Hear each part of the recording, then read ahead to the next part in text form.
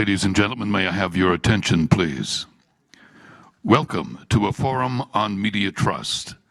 Dear National News Media, why should we trust you? Featuring national journalists.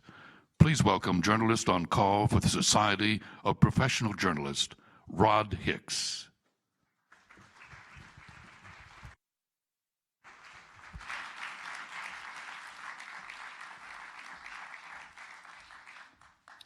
Good evening, and thank you for coming out for this event. The Society of Professional Journalists and the Society for Professional Journalists Foundation decided that we need to understand better why people don't trust the media. It is an institution that is important to our democracy, yet there's a disconnect, and that's concerning. And so we started a project here in Casper where we got together about 30 people to talk about the issues of trust and other issues that they have regarding journalism and the press and why they don't believe everything that they're reading or even most of what they're reading and seeing. And so this group of about 20 or 30 people, we've been meeting periodically, and we have some really good discussions, some tense discussions at times. And those participants are here among you. But today, we decided that we would broaden this conversation to include as many people in Casper who wanted to join in. In our sessions, we talked about such things as how do you identify news and distinguish it from other types of information, such as propaganda or even advertising. We talked about bias, and what is bias, and how do you recognize it, and when is it really bias? We also toured a couple of newsrooms. We went to KT Television, and we also went to the Casper Star Tribune, and people got a chance to see how the news is put together. Then we gave our panel an opportunity to speak directly to journalists. We had journalists right here in Casper to come out and talk to our group, and we gave our members an opportunity to ask them the questions that they have that might help them understand what is the process for putting together news and what are the steps that you take to make sure what you are producing is correct and accurate and fair. Tonight, we're doing the natural next step, and that is to give you, as well as our participants, an opportunity to talk to national journalists. Survey after survey tells us that people trust their local news organizations more than they do their national. And so that's why we thought it was important to broaden this and give all of Casper a chance to talk to national journalists who are involved in shaping the news, the national news, that you get into your homes. So I want to thank you for coming out, and I encourage you to participate in this important discussion. It will be informative for the journalists on the panel, as well as we hope for you. I want to bring out for you now the leadership of the organizations that I work for. We have Erwin Gratz, who is the president of the Society of Professional Journalists Foundation, and J. Alex Tarquinio, who is the president of the Society of Professional Journalists. Thank you.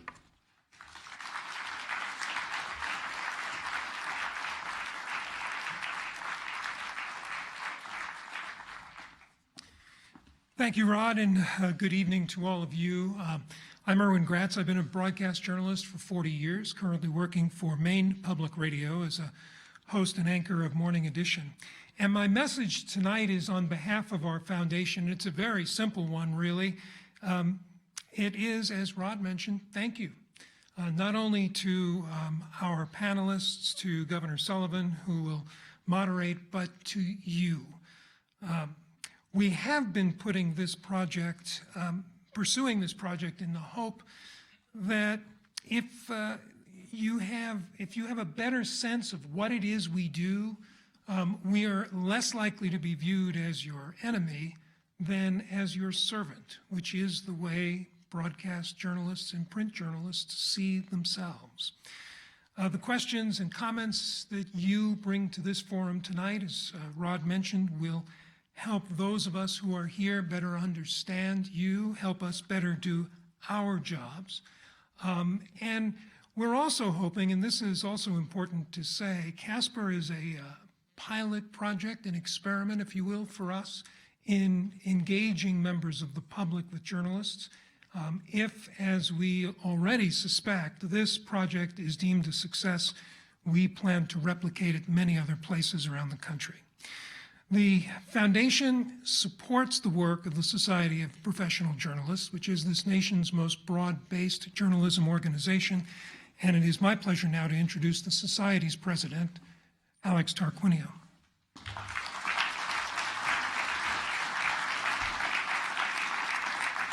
Thank you, Erwin.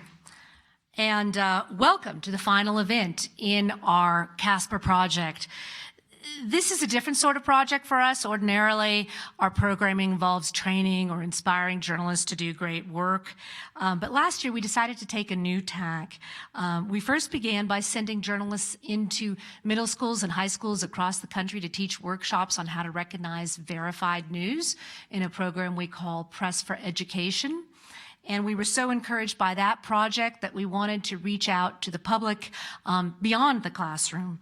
So I hope those of you who participated in the project here in Casper felt that you found that as a valuable experience. Now we're concluding with an all-star panel looking at the pervasive mistrust of the media, a nationwide concern that really begs a solution before it undermines our democracy. As Americans, we have an innate trust in the freedom of speech and of the press, yet many of ourselves now find ourselves dubious of information, especially that we read online, because it is easily manipulated or repackaged in numberless viewpoints. Unfortunately, in nations and cities across America, deep-seated mistrust has now led to a growing lack of confidence in our national news media. Well, tonight, we're handing the microphone to you. The journalists in the room look forward to hearing how you view the modern news media and what we need to do to regain your trust. So thank you very much for joining us tonight, and let me turn the evening back over to Rod. Thank you.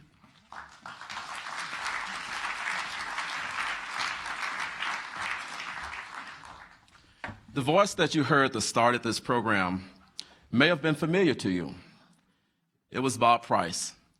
Bob Price has been in this market for a while, and you hear him on K2 Radio. He is also a vice president for Town Square Media, and I do want to thank Bob and Town Square Media for the support that they've provided to this project, because they have been very helpful to us. We've also got support from most of the local media here, including the Oil City News, K2 Television, and Casper Star Tribune. Thank you. They were one of our best sponsors, actually. So I want to bring Bob out to introduce our moderator. So ladies and gentlemen, Bob Price.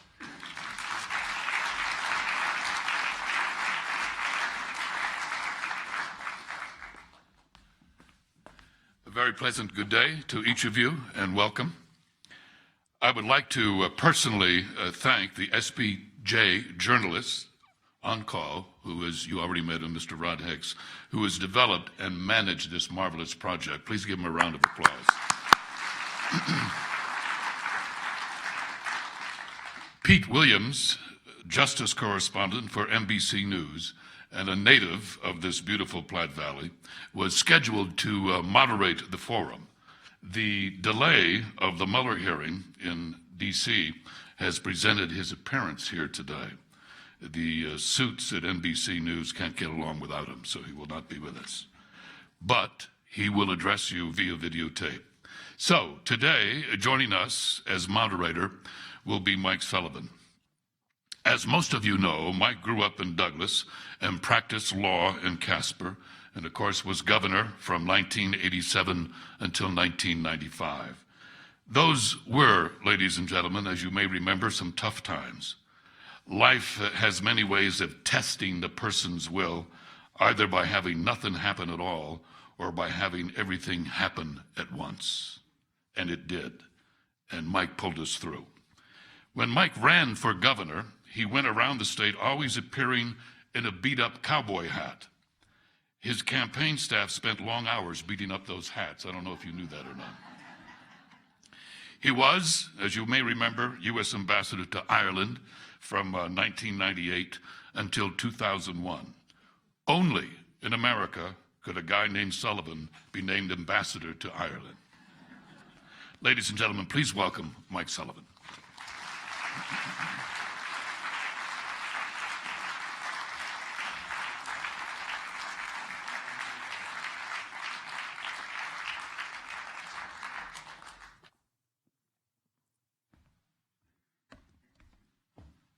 Well, my thanks, good evening. My thanks to you for coming, for being here for what I hope is an important conversation and a real opportunity. I know it's an opportunity because I've met the panelists and know that it affords us an opportunity for a conversation. I was not a participant in the previous discussions, so I'm new to this, as are you, as most of you at least, but I'm equally excited about where this goes. My first responsibility tonight is to introduce you to a video from our friend Pete Williams, who, if he could only travel to Casper, would be here instead of me.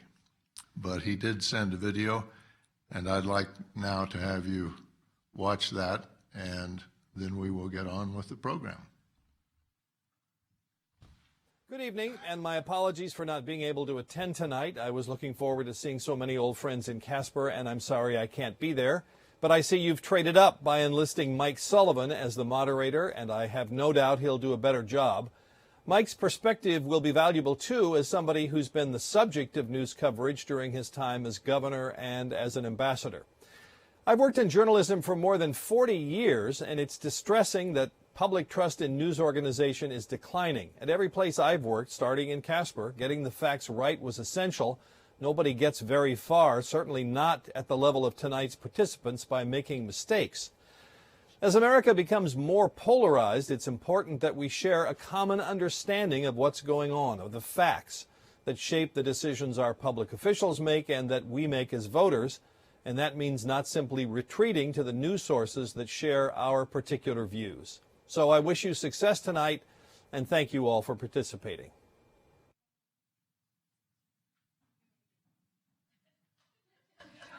Now, do I have to say something more? Would you like to show the video, please, wherever you are and whoever you are? No, they don't want to show it. Wait till Pete finds out about that. Well, as I said, we want this to be a conversation. Pete made it a little easier for us to start. We're going to get right off with it. We truly want it to be a conversation, and I will moderate as best I can, but this is interactive, and you are participants, and that's why there is a mic here or somewhere for that purpose. But I want to urge you, and I believe it will be true, that this is a civil conversation. As many of you know, I've participated in a few panels about civility.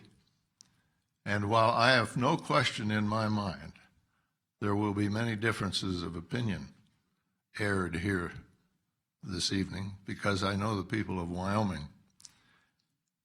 I also am confident that it will be a civil discussion, and one in which we can all be proud and happy to have attended. For tonight is as much about hearing what you have to say and what questions you have as it is about hearing from the outstanding panelists presented us tonight by the Society of Professional Journalists. And I have to admit, this is a different role for me. the politician asking questions of the journalists, because I have reserved the right to ask some questions.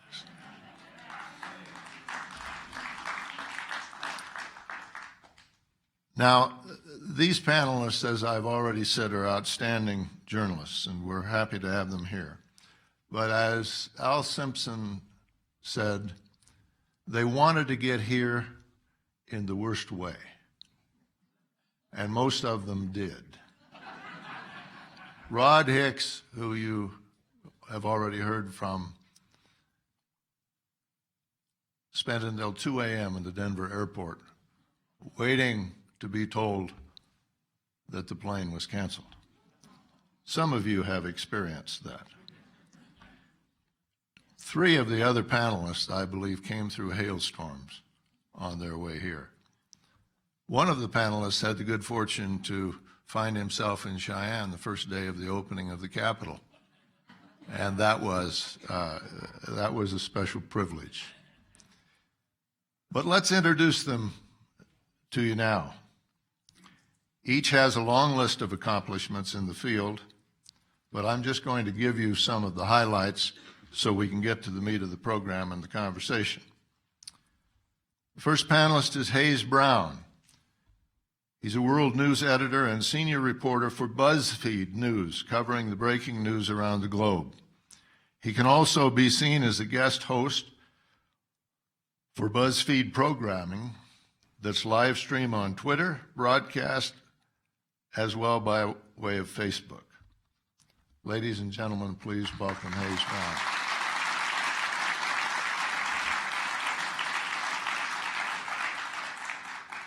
And Hayes, I can only say that they didn't have Twitter, Facebook, or BuzzFeed when I was in office. So I don't know how I'm going to handle you. Just treat me like everyone else. Lori Montgomery is Deputy National Editor at the Washington Post, where she helps manage coverage of the Trump administration and Robert Mueller's investigation into Russian involvement in the 2016 election. She previously was Europe bureau chief for Knight Ridder newspapers. Please welcome Lori.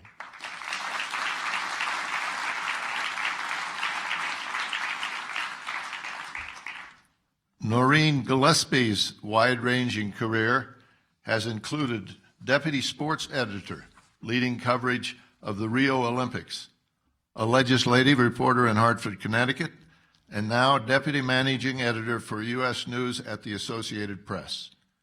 In this role, she oversees a team of journalists based in all 50 states.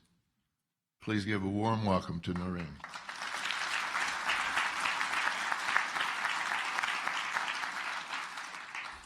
And after working in various positions at Dow Jones and Company, Neil Lipschutz became top editor for Dow Jones Newswires and then standards and ethics editor for the Wall Street Journal. Today, he's deputy editor-in-chief at the Wall Street Journal. Please welcome Neil.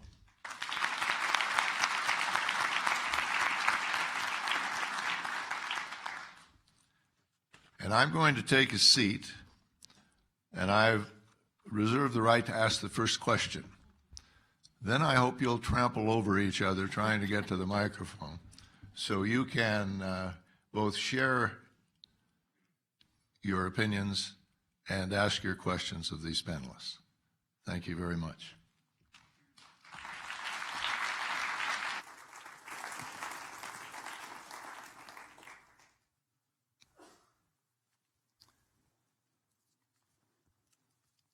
Good evening. This is a question that I have been interested in, and this panel brought it to my mind. And I think we just as well start here because it has some local currency. And that is, have you considered, or can you comment upon, what impact geographic and demographic bias for journalists may have in the reporting that takes place in the national news? And I've seen it referred to just so we understand what I'm referring to, is the bubble of the coastal cities that generates the national news. Anybody like to start? I'll take a crack. Listen, I feel very strongly that diversity in newsrooms is crucially important. Diversity by race, diversity by ethnicity, national origin, diversity by gender in positions of authority, decision-making positions. But I do agree with you that geographic diversity, and frankly, I think diversity of economic circumstance, if I can use that phrase, are equally important, because I do think that while I do believe people can make decisions broadly and empathize with people in circumstances other than their own, people bringing a wide range of their own experiences to the decision-making and to the reporting and to the editing, whether it's video or words or digital publication, I do think helps, and I think that it is an important factor, and one, like all diversity, that many newsrooms can do better at. I'll take a crack at it too. So I was thinking about this very question on the drive up here from Denver. Good. That's because you realize you're in a different place. Well, yeah, I mean, you know, driving across the beautiful countryside, by the way, thank you for having us. This is a gorgeous place. You know, the things that we dwell on in Washington seem very far away and a little bit ridiculous. And, you know, I grew up on a farm outside of Pittsburgh, and when I go home to see my mom, as I will this weekend when she turns 80, Washington also seems very far away and a little ridiculous. But, you know, at the Washington Post, we come from all different places. And, you know, because we are trying to cover your government, I mean, the people who are running the country, you have to sort of get into that bubble and understand it.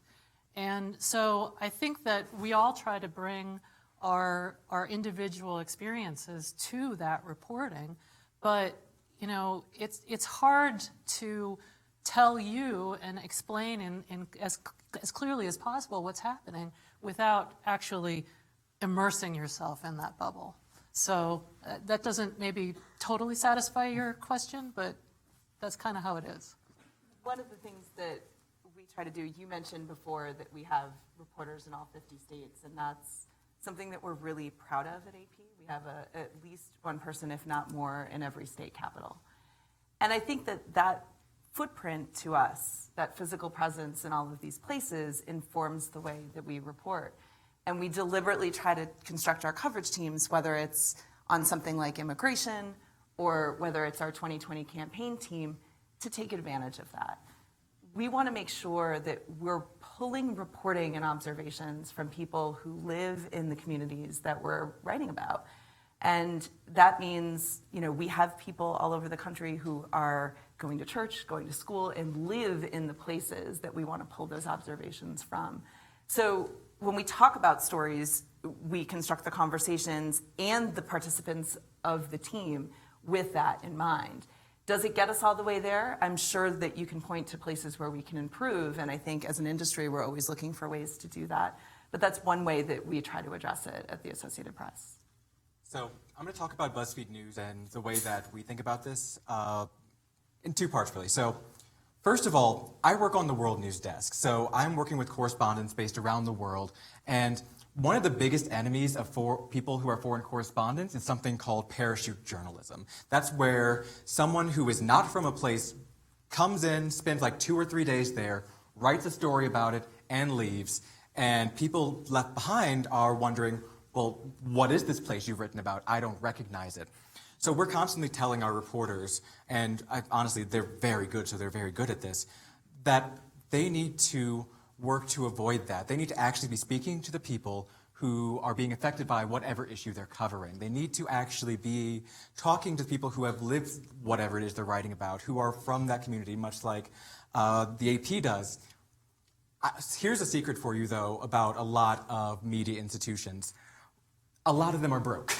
It is not a good industry to be in terms of money and in terms of trying to make it so that you can have a wide range of coverage. That's why you'll notice that I know that you guys have a lot of great local papers out here, but around the country, a lot of those are closing. And so national papers and national media outlets like the Associated Press are being left to fill those gaps. So I think that a big part of why national media can struggle sometimes to seem to be doing its best to cover the issues the way that they're being viewed from the communities that are actually experiencing them is a lack of time or resources. Like, for example, on our breaking news desk in Los Angeles, where you would expect not many people to care about Western lands, we had a reporter named Jim who was obsessed with covering the minutia of how Western lands, especially those being administered by the federal government, which is a huge part of the West, how that's actually being handled. Unfortunately, he's moved on to another outlet, but I just wanted to bring him up as an example of, even if people are based in Los Angeles, based in New York, based in Washington, D.C., they still bring with them their interest and their desire to cover those issues. It's all a matter of, can they have the time and resources to actually go and do that reporting and do that journalism? Thank you very much. That's my one question to start with. Good night, everybody. I've got others, but I want to open it up to the audience and hope some of you will have even more pointed questions or comments. Come on down, microphone right here. You have to come down here.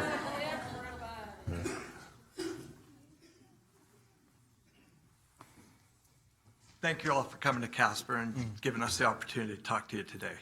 I have a quick question and then just a quick follow-up. And I'd just like a show of hands from the panel who believe there's liberal bias against President Trump and conservative issues in the media. What do you mean by the media? I mean hard news. I think it's Just a it's show of not- hands. Yeah, for a show of hands. Well, okay. But I mean, I think, at least I would say I'm more comfortable speaking for my own news organization rather than, I'm not in a position to make sweeping judgments or generalizations. Okay. So does anybody believe that? I'm interested about your follow-up because I think there's a discussion to be had here. So. My follow-up is that a Gallup poll showed that the trustworthiness of journalists rated at 32%. Journalists ranked just ahead of car salesmen in Congress.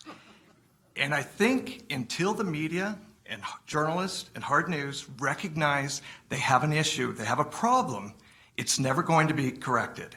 And if the media, hard news, journalists don't recognize they have a problem, the 32% is going to continue to go down.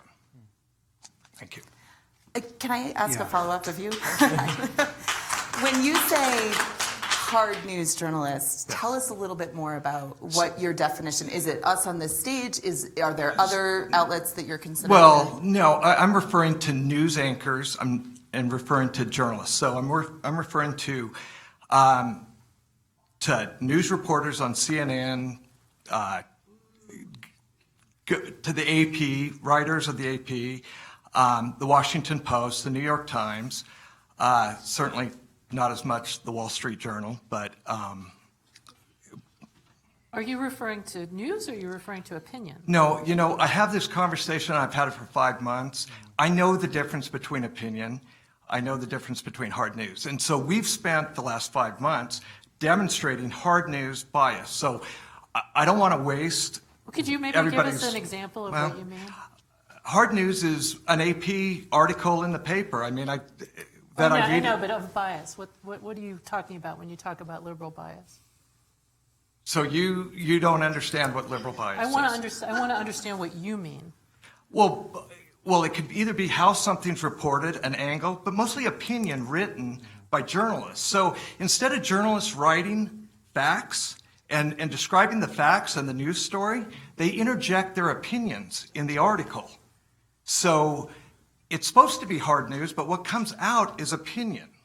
So as an example, say an article that refers to people that that support abortion to be activist, and somebody that opposes abortion, they're anti, they have an anti-agenda against abortion. It's just the way you present something. That's just a small example. But again, I don't want to take all of everyone's time and going through it, because I provided, 15, 20 different hard news articles that showed liberal bias in reporting. And I think it's even further than that. I think it's really not what you report, it's what you don't report. It's when the stories are positive towards conservative ideas, they get buried or they get ignored. Well. So, and I want to say, just so I don't know if I'll get an opportunity to get back up here again, but I think... If you don't sit down, you're not going to. No, but don't, I'm not. I think until journalists recognize they have an image problem and they work to correct it, it's not going to be corrected. And I think how you correct it is by holding other in your own business accountable for what they do. CNN was allowed for 2 years. Lead story, Russian collusion. I know all in the media would love to forget that story, but you guys ran it for 2 years. Russian collusion. You had Adam Schiff, and CNN had Adam Schiff. They had John Brennan accuse the president of what? Being an agent of Russia? The AP, our front story on the Casper Star Tribune was Trump accused of being a Russian agent. And then there was an AP article about it. Looking back, how ridiculous was that? How did that make hard news? Okay. So, Okay, I'm going to let them follow up and then we're done. I mean, we're not I'm done, afraid to right? answer at this point. Yeah, go ahead. No, and that's respond. okay. If it's all right, I'd like to invite him to stay Sure. while we answer. So You can answer. first, no, it's not. I commend you for coming up here tonight and talking about what you clearly feel very passionately about. I think that shows a couple of things. You're invested in the narrative of this country and you're invested in how it's reported. And that's the whole point of the conversation we're going to have here today. So I think we can have this conversation respectfully. Sure. I think I'd like to stay away tonight from discussion of individual articles, though I'm happy to talk to you on the side about that, just because I want to make sure that I have my information correct about the articles that you're referring to. And I can't possibly know 5 years of coverage sitting here on the stage tonight, but I'd like to continue that conversation with you. I will say broadly that you've mentioned a couple of different topics. You've mentioned Russia, you've mentioned abortion, you've mentioned a few other things. One of the things that we do at AP is we have a style book that talks about language and usage, and we share that with the industry. And it guides us in how we discuss, in an unbiased way, issues like abortion and issues, even on stories that come up and change that aren't in the style book, we're constantly having conversations about that language. We have readers in the US and we have customers that we, like the local paper here, that our content goes to be shared with other audiences. Sometimes those editors reach out to us and say, you know what? We think that you didn't describe that right. And we think you're off. And sometimes we change it, and sometimes we'll go back and we'll say, this is the reason why we believe it's sound. And I think the hallmark of an organization that's committed to being transparent and an organization that's committed to accurate reporting has to be able to stand up and say when they've gotten it wrong. And none of us sitting up here are perfect. But we do go through a lot of processes, whether it's multiple layers of editing on a story, whether it's thinking very deliberately about the type of language that we're using, and hearing feedback from both people in the newsrooms that we work with and people who are consuming the news to inform those decisions. So I don't want you to sit down. I want you to keep telling us if you think that we're not getting it right. And I thank you for voicing what you voiced today. Thank you. Thank you. Thank you. Can I take one aspect of your question? At the Wall Street Journal, obviously, a lot of what we report on is business and finance oriented. And to the degree you're looking for, the good news of the last few years, we've reported extensively, as have others, about, the record high levels of employment, the low unemployment rate, some of the issues, obviously, we also deal with of income disparities in the country and wealth disparities. But, you know, the good news of the economy has certainly been something I think widely reported. I would just offer one other thought about all the investigations of the president. Again, I'll speak for the Journal, but I do think it is probably a bit more broadly applicable. When news organizations report accusations or ongoing federally mandated investigations, such as the Mueller investigation, they're not saying we agree with every aspect or that we agree that there is something there. We're reporting on important news. I would venture for all Americans that these investigations are going on, and also reporting the claims of some other elected officials about what they think might be there. Of course, to be fair, all sides should be quoted. Certainly the administration's view should always be quoted. But I would only offer that covering an investigation does not mean that the Wall Street Journal has concluded that it will find some wrongdoing. It means we're reporting that there's an important investigation going on. Can I just ask a quick question with that? So if somebody goes on and makes an outrageous claim, then don't you think you should have some evidence or do some research to make sure that that claim is correct before you report it? I'm going to jump in there really quickly, because I think that a lot of what you're speaking about, in situations where you see someone on TV and they're just spouting off claims that you're going, that's not right, that's not real. Cable news is a very particular animal in the journalism world. Like, all of us up here are mostly print reporters. So the guidelines and the way that we go about reporting stories is pretty different. It's hard to correct people live on air like that. It's hard to know when to jump in. I think that one thing that a lot of people out here would be surprised by is how much journalists get yelled at, not only by people who hold conservative views, but by people with liberal views, by other journalists. We yell at each other a lot if we think that someone has gotten the story wrong. So that's just a constant in this field.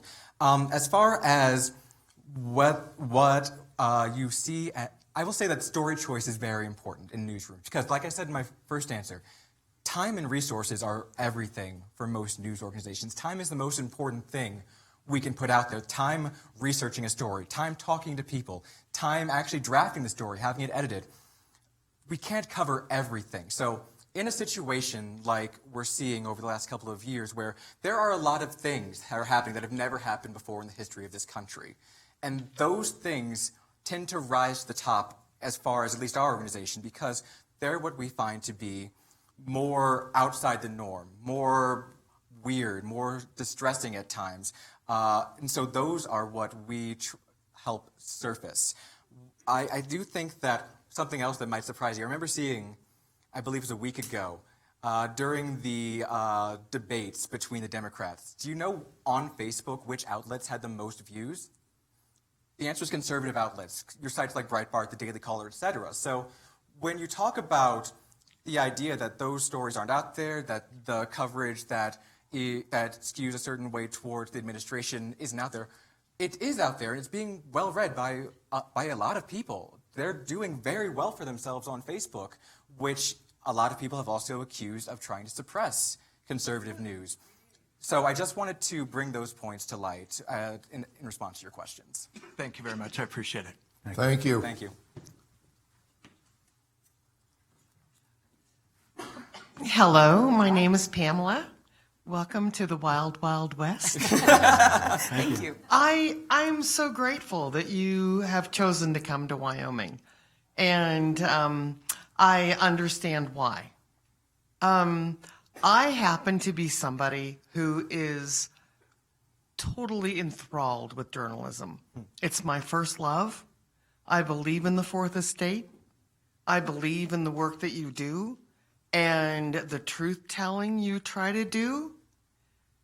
And as somebody who loves this profession, I gotta say, I am so fed up with the gotcha journalism. It seems that we spend so much time focusing on sensational issues and not real issues. And I think the media is complicit in that. This last weekend is a perfect example. We've all gotten up in arms one way or another regarding the president's latest tweets. And the reality is there are court cases going on. There are foreign policy issues that are going on. There are so many critical matters that we should be paying attention to. And instead, we're all up in arms, whether we're conservatives or liberals, and we're so tied up in these sensational gotcha issues, and we're not paying attention to real matters. And I just wonder, my question is, where do you fall in terms of your feelings of responsibility for dealing with sensationalism versus the reality? It's a good question. And I think one of the things that I would ask is who your audience is that you're talking about there. There's certainly sensational stories that exist across the U.S., but there's also good reporting going on all the time on issues outside of Washington. One of the stories that I'm proudest of this year that AP worked on was a collaboration with a number of media outlets in California around recovery from last year's wildfires. And what that did, we brought together a number of newsrooms across California to do an accountability-driven project looking at how many homes were in danger in the upcoming years from wildfires, and it concluded that 1 in 12 were.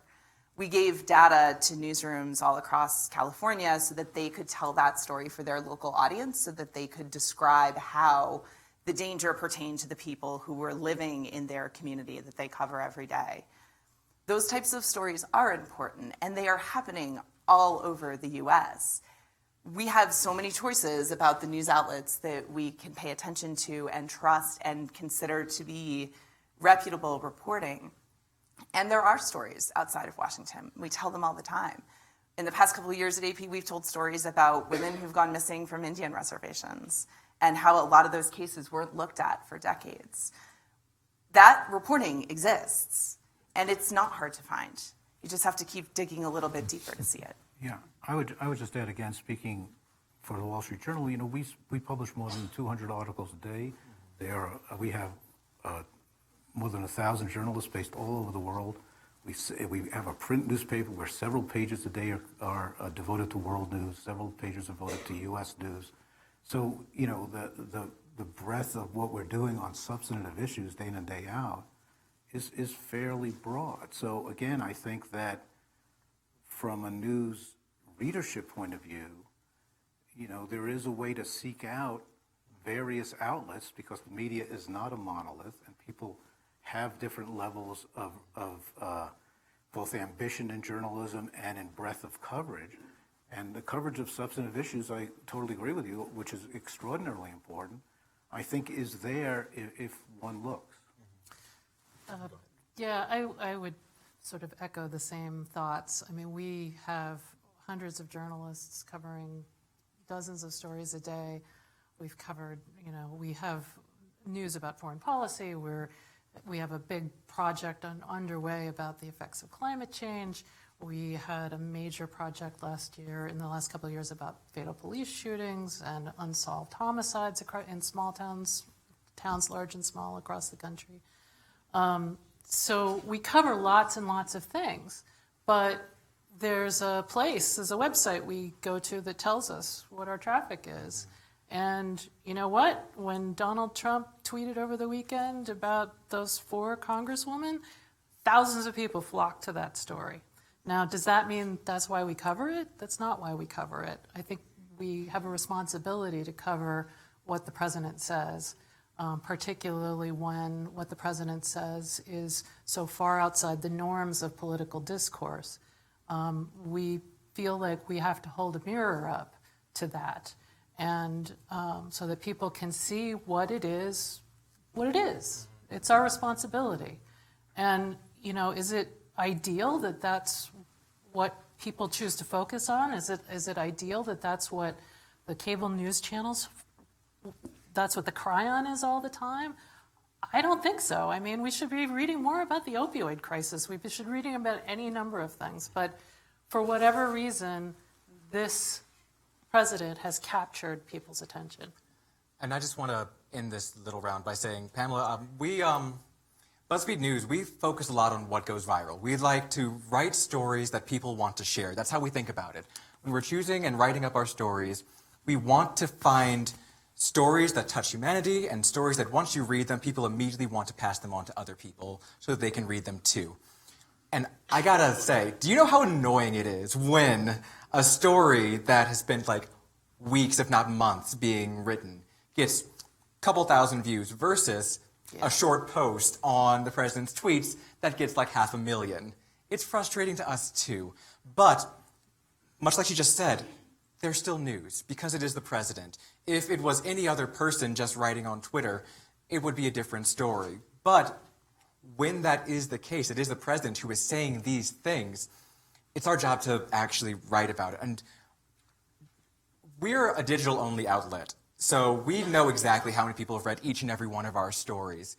And we have what we call the news curation team, whose job it is to try and put those stories in front of people. We are begging people all the time to read our serious and sober pieces and trying to figure out strategies to get people to want to read about protests in Sudan, to want to read about climate change and the opioid crisis and all of these things. But when you have a situation where the president is writing things that makes a lot of the country feel cut off and alienated and othered. And like, why would you say that? That is extremely hurtful. That then becomes our responsibility to put that out there and say, look, though I will say, it has been shown that most people aren't on Twitter following Trump's tweets. They see what he says because of what we do. We put them out there because we decide that they are news, because he's the president. And so it's a tough balancing act to try and figure out how much weight do you give that versus how much do you spend your time and energy, again, our most precious resource, covering what he says on Twitter. Thank you. Thank you. Thank you, Pam. Thank you, Pamela. Hello. First off, I want to thank you guys for coming here. It took a lot of courage to come to the Nah, y'all are sweethearts. This is great. That's not an invitation. No, right. I'm going to go back to the liberal bias thing for just a minute, and I'm going to be very specific about how I see the liberal bias. First off, y'all have credentials that we have all acknowledged. We have credentials too as individuals. My particular credentials are 24 years U.S. military, retired special ops, and retired about 22 years ago. And things seemed okay at the time I retired, and things don't seem okay now. I'm very, very tied to my Special Forces community. The retired Special Forces community is huge, and they're angry, and I want to tell you what they're angry about. Not you specifically, but we want to know why we endured 8 years of a presidency where a lot of really bad things happened and it wasn't reported. And the things that slipped in just a little bit got squashed real quick. Now, if President Trump so much as looks at somebody cross-eyed, boom, it's big news. So I don't blame you for individuals specifically. In fact, I'm not putting blame on anybody. I'm just saying your industry as a whole, trying to differentiate the written news that you guys do versus cable news, which I acknowledge is a whole different field. But I also believe that the majority of Americans get their news from the cable news anymore. And that's kind of sad too, because you shouldn't be getting all of your news from one source. Anyway, that being said, I could talk for hours. I'm not going to do that, but there's some very specific things that happened during the past administration that have been given a huge pass, criminal activities that have been given a pass. Could you give us an example? Pardon me? Just so we understand what you're talking about. I literally wrote down Benghazi Fast and Furious, so okay, we'll talk about this. Okay, well, let's not go down the Benghazi road, okay? Because Chris is a personal friend of mine. You guys should talk to Chris and ask him what really happened. Let's not go down that road right now because we could do a whole show about that. But that's one example, and there's some people that were culpable for what happened, and I don't think they're going to be brought to justice for that. But what they did, in my opinion, as a retired military person, was criminal.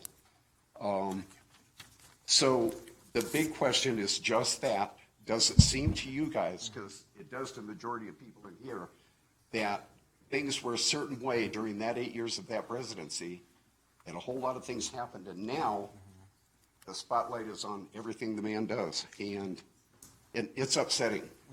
Last thing I want to say is the coverage that how many candidates are there now? I think they're down to 17 or something. 17 Democrats are running for the presidency, okay? The top 4, one of the first things out of their mouth is killing the Second Amendment.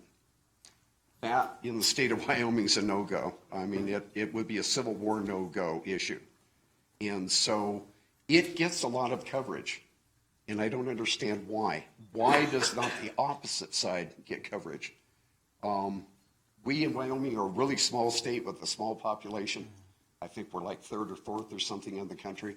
So sometimes we feel like, because we are such a small state with a small population, we don't matter, but we do. Yep. Thank you. Thank you. And that goes in a way to my question about the bubble. Right. So I just don't want to have the last word for this question, so I'm going to jump in and go first. So one of the things that's really interesting as a reporter to do is look back on what the stories were during the Obama administration. And when you look back, for example, the issues that are being talked about today, like immigration, for example. Immigration was a huge issue during the Obama administration. And people to Obama's left were constantly pushing him to do more at the same time as people on the right were constantly pushing him to do more. And I've got friends who are immigration reporters and who were faithfully covering that for the entire presidency. But you couldn't get people to read it. No one seemed to care for some reason that under Obama, deportations went up astronomically high compared to previous years. It was hard to get people to notice that and care about it. For some reason, the narrative just wouldn't shift no matter how much they pushed. So there are stories out there that it feels like they weren't covered during that time period, but if you go back and look, they really were. It's just they didn't seem to capture the national attention in the same way as they do now. Fast and Furious, that was a huge issue with Eric Holder. It was a huge issue to have the Attorney General have to come before Congress and explain what went wrong, why did these people die. Same with all the other investigations of the Obama era, including Benghazi. And as someone who spent a very long time writing about Benghazi, I wanted to say that those issues were covered. What's different now is, from my opinion, that you look at the way that the actions being taken fit together. You have a certain amount of chaos in the administration. I think that anyone can admit to that, with the number of turnovers, how hard it is for them to seem to get things done that they really want to do with, other Republicans. So they have that chaos. They have their policy positions, which are being constantly pushed, it seems, to a further degree of rhetoric. You have the president himself who says whatever pops into his mind, it feels like sometimes. And between those various factors, it sucks up so much of the energy that it feels like it's the only thing we've been talking about for this entire time. I think that, to your point, that it feels like things were very different 8 years ago, I agree, in the sense that we were talking about different things. We weren't focused on these same sorts of issues, and when people did try to raise them, they just weren't as readily talked about. And I don't know whether that's because outlets should have devoted more reporters to trying to push on those issues, or whether it's a matter of the consumer looking for those things. But when you have a situation where many of the stories that are being pushed and asked, why aren't you reporting this? one thing that gets me as a reporter is how many times we've heard, why isn't the media covering this, with a link to a story written by the mainstream media. So I just want to point that out as the fact that we are trying to cover these things a lot. And if we're not reaching the volume that you think we should be, there's a lot of factors in play there. I didn't cover Benghazi or Fast and Furious. I covered economic policy during the Obama administration, and as you may recall, there was a huge recession, and we wrote a lot of stories about how the Obama administration mismanaged the relationship with Congress and the failure to cut a deal to try to solve the debt. If Alan Simpson is around, I'm sure he can talk to you all about it. But about Trump, I've thought about this a lot because I feel like there are things that we aren't getting at enough. And I keeping in the economic sphere, I mean, something seems to be, you know, his attempt to deal with China, you know, and the trade war. This has been something that people have said they were going to do. I mean, the Obama administration talked endlessly about currency manipulation. We got to do something about trade with China. Nobody ever did anything. Trump finally is doing something. But we don't tend to see like these stories that say, oh, Trump is doing a good thing, because the experts look at what he's actually doing and it looks like chaos. It doesn't make sense. It's the same thing with the administration. You know, you try to cover the White House and people won't talk to you about what they're doing or explain why they're doing what they're doing or give you a piece of paper that says this is actually what's happening. You're like you're flying blind. So I think a lot of what you're seeing is a reaction to an administration that doesn't function like other administrations. I mean, this weekend is a good example. I mean, Trump's own people would not talk on the record about those tweets and what exactly he was trying to say. So, and that's not just the White House. That's across Washington. You have agencies run by people who are not providing the information in a way that, you know, people are accustomed to getting it. So I'm sort of agreeing with you that maybe there is a level of coverage that Trump could be getting if only they were doing a better job of, like, you know, talking to people about it. Well, and I think how Trump is a different type of president is very much a major storyline of this presidency. It's how he got into office, and all the different permutations of that while he's in office are our responsibility to report, right? If we didn't cover the tweets on Sunday, we would have been walking away from part of our responsibility as journalists. But there's also a level of, like, the expert class doesn't know what to make of Trump. And we, whatever you think of us, are reliant on sources and people who know what they're talking about. We're not the experts. We talk to experts. And conservative, liberal, I mean, across Washington, in New York, the experts look at this administration differently from how they have looked at previous administrations, which makes it harder to cover. Neil, you got anything to add to that? No, I mean, no, not too much. I would just say, you know, again, we read a lot of tough stories about some of Obama's policies, about the implications and the walk up to the Iran nuclear deal, to cite one, and broke some news in that area. I think, generally speaking, we try to be historically consistent within ourselves on how we cover whoever's in the White House and whoever's in Congress. The social media stuff obviously is different with this president, but I don't think, I don't want to speak for my fellow panelists, but I don't think every news organization feels compelled to report about every tweet, but some of them, you know, I certainly agree, rise to the level of being newsworthy in our opinion, and therefore worthy of exploration, but not just in and of themselves of repeating tweets, but trying to provide some impartial context around them. And it's a challenging job. There's no doubt about it. I just want to say one last thing, and then I'm going to sit down. I really wish Pete would have been here. I do, because I remember as a little boy growing up, let's go about teenager, probably by the time Pete hit national.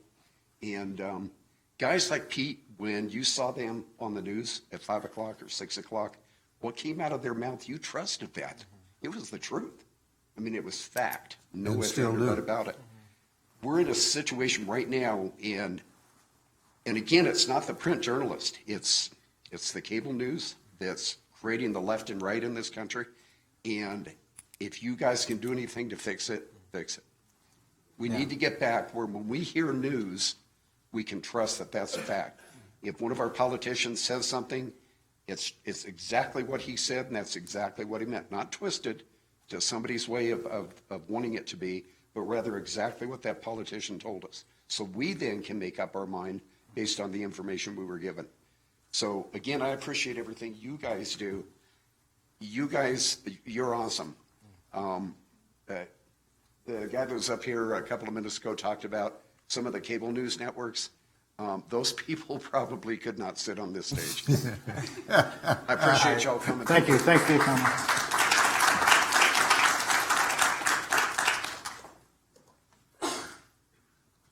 I wanted to shift focus a little bit. My name's Eric. I've been teaching on politics and the media for about 30 years now. And there's been persistent studies showing in surveys that American knowledge about basic political institutions, processes, is in decline. And you combine that with the growth of confirmation bias, same surveys sort of showing that. So I'm just kind of shifting the focus off you for a second, on us, the viewers and the readers. What responsibility do we have to be better consumers, better listeners, and so forth?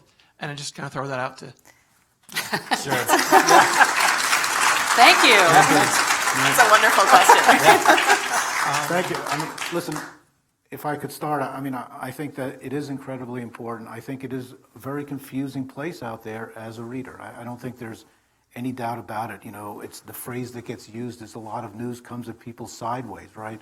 They get it from a friend or an acquaintance on social media, or they're somehow introduced to a piece of news, and they don't either quickly look at or recognize the news organization that produced that piece of news, and they form opinions. I mean, we're in a day and age where literally anyone can become a publisher tomorrow. So, I mean, our view, my view certainly, is that news brands matter more than ever.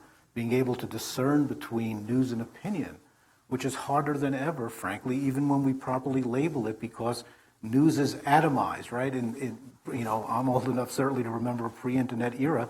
When you read a print newspaper, you knew where the editorials were. You knew where the news was, you knew where the opinion was. And now I think for many readers, it comes at you from all angles. And it's even when labeled, it's hard to distinguish between the two. So I do think there is an obligation, and I think people talk about news literacy now and teaching it in schools, that there's more obligation on readers to look at the brand, look at what they stand for, look at their past history, look at how they treat correcting errors when they make errors. All those things, I think, you know, add up to what gives a news brand integrity, and therefore should earn readers' trust. But the readers have to do some of that discovery themselves. I think a byproduct of this environment has been that there's programs like this one, there's programs like MediaWise, there's curriculums that are coming up in school for elementary and middle school kids that kind of force them to start to have discussions about how do you evaluate a credible source. There's groups like the Trust Project that work with media organizations to try to instill basic indicators of trust for their audience. And I think that's a really positive trend. You know, you've seen a lot of groups responding to that challenge. You know, I didn't have media literacy skills when I was in school. Did any of you? No. The fact that that's being incorporated into classrooms at a really young age, I think, is something that's needed and also something that's really encouraging. I have 3 young kids at home, and they have overheard more conversations with me and reporters than I think they would care to. But you know, what we do is we talk about, you know, how the importance of being there, the importance of confirming through primary sources. And I think the more those conversations can be instilled at a very young age, you're building up the muscle to know how you can disseminate, you know, fact from fiction. Right. And I want to say that your point about confirmation bias is extremely important, since in this day and age, you can choose not only who you follow on social media, you can choose which news you go and check out. You can find someone who agrees with you on almost any point in the world. No matter what you believe in this world, somewhere on the internet, there is someone who agrees with you. So I think it's really important to have people be able to, when you see something, click the links back, follow it back. Where did this story first start? Did it start from the New York Times? Did it start from a meme someone saw on Facebook that someone threw together involving Hitler and AOC? Did it start, or did you just see a headline? There's so much that scrolls by us each and every day now that we're so invested online, so invested on our phones, that it's very difficult for people to take the time to sit and actually read through everything that goes by them. We found that, people read headlines. They don't read stories a lot of the time. People see what's in that first sentence and maybe the lead, and they make their decisions from there a lot of the time. So news organizations have to figure out how to make sure that both the headlines are accurate, that they fit into the context, fit enough context in there, though, still, that people can understand at a glance what's happening here. And there's been a lot of debate in the media about how you put those things out there. When the president says something and it's been proven to be false, like just say he cites a number about how much the economy has grown. Well, no, actually it's grown by this much. If you put out just in a headline, President, whatever he said, that in itself can be misleading. It's exactly the words he said, but if you're just reading the headlines, that's all you come away with. And that can be confusing, because then when you hear someone say something different, you're like, but I saw and heard that this was how it actually is.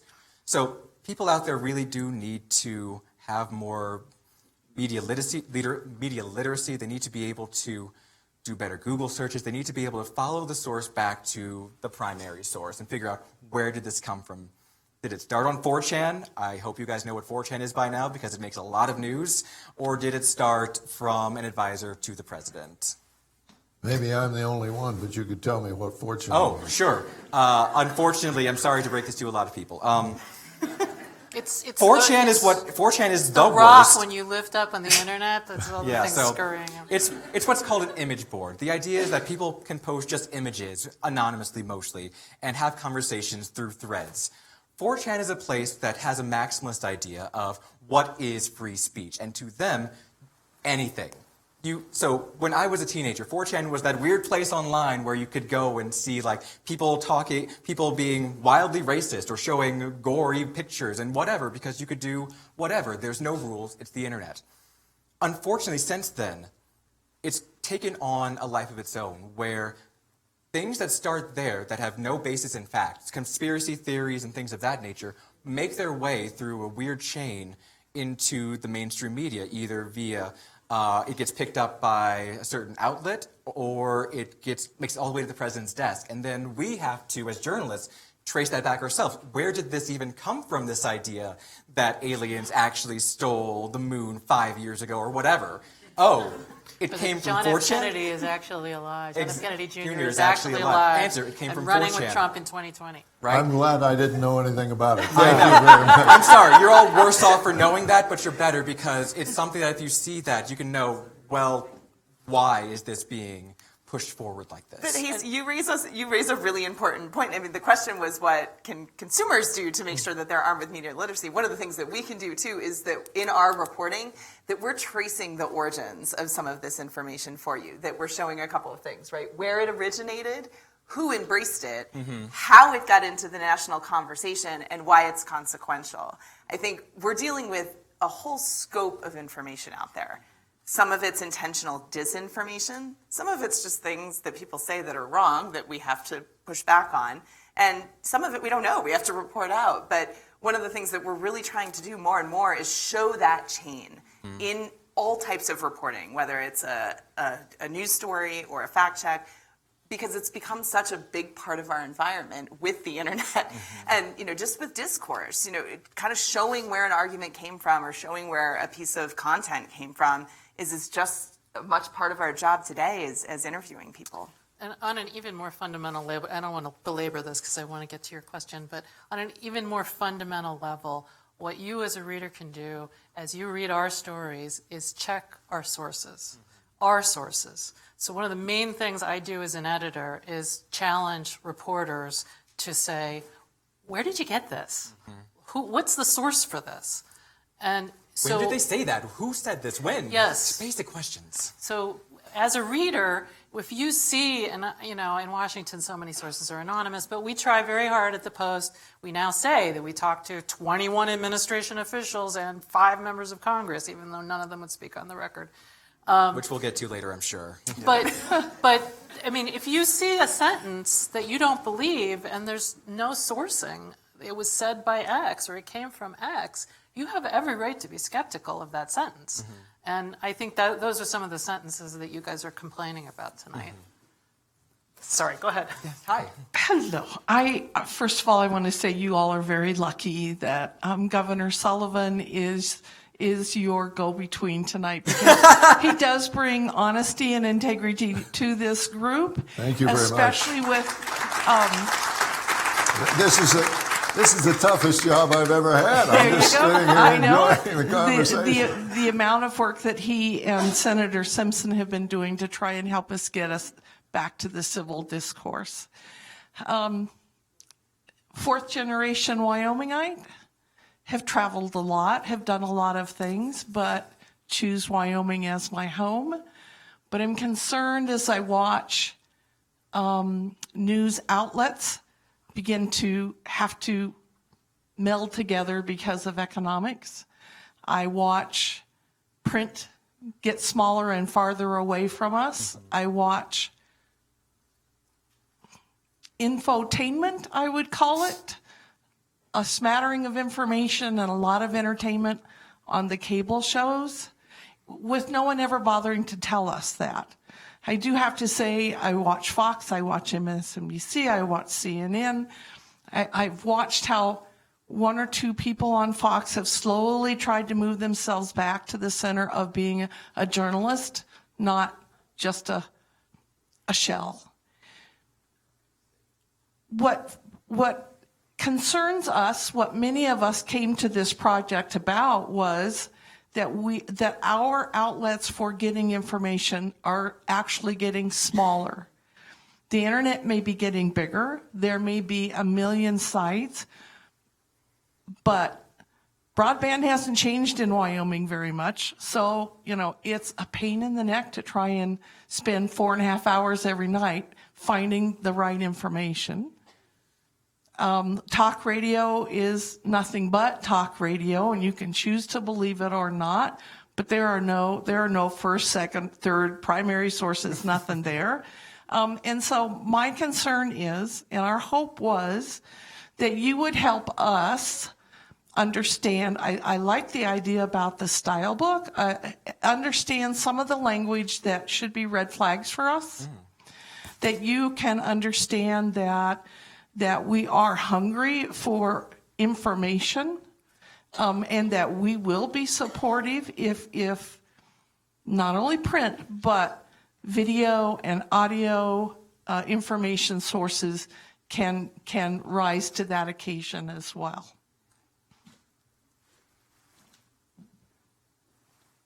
Any response? Wow. Was there a question? They should be looking for in terms of reporting, and that's a tough one, to be honest. Well, you guys came asking from us what it is, and we're asking you not only what can we do individually, but we have to. I'm a teacher. I didn't have to teach media literacy for 34 years because the newspaper reporter was down the street, or the radio station, we could go watch and see what they were doing. Or I can see Mike out in his front yard every day. But it's changed, and we need the help from you. And how do we navigate what it is you're saying and know whether it's truth, fiction, opinion, or an amalgamation of all of it? So that's a great question. That is I a would great propose question. maybe we can each give a tip. Would that be Yeah, a way for to sure. kind of start? So you raised the question of video and imagery which I think is a really important one in this environment. And because video imagery, can be faked, repurposed, and sent all around the world. One thing, we do a lot of weather coverage, and one of the things that we constantly see, so there will be a tornado, and inevitably, somebody will circulate a picture of some tornado that had nothing to do with the tornado that just hit in the place that it was, but they're claiming that, oh my gosh, it hit right down the block. None of that is true. So one way looking at images that we analyze them is, we have software that can take a look and see whether or not something's been manipulated, whether things have been added to it or whether it's been changed. The other thing that we look for is, are there similar images that have circulated in previous news stories that might be a little too similar to what we're seeing in this event right now? And we have a team of experts, and sometimes we call in external experts if we're not sure about what a certain image means or if it's been used before. And when in doubt, we don't use it. So I think in that space, something that you could do that's very simple is just take a look around. Do you think you've seen it before? Can you confirm on the internet that it's been circulated somewhere else before? And in that case, I would be distrustful. I think the fact that so-called citizen journalists and journalists who are in places reporting can give imagery back is a very, very powerful tool. But we do have to treat it carefully, and we have to make sure that what's being represented is what happened and that it's unique to that situation. So I have a separate tip as well, but to follow up on that, you might not be familiar with it, but if you aren't familiar with it, ask someone who is younger than you. They might be able to help you out, but it's something called, sorry, no ageism here, but I'm not making any assumptions, but it's called Google reverse image search. You right-click on an image, search Google for this image, and you look to see, has this been used before? Like she said, that's something that you can do on your own. You don't need a team of experts to reverse image search something. That's something you can do right away. Something else I would suggest is not necessarily speaking about outlets that are, misframing or misreporting stories, but the ones that are just straight up actual fake news, which I have to say, as an aside, one of my colleagues named Craig Silverman at BuzzFeed News coined that term, and he regrets it every day.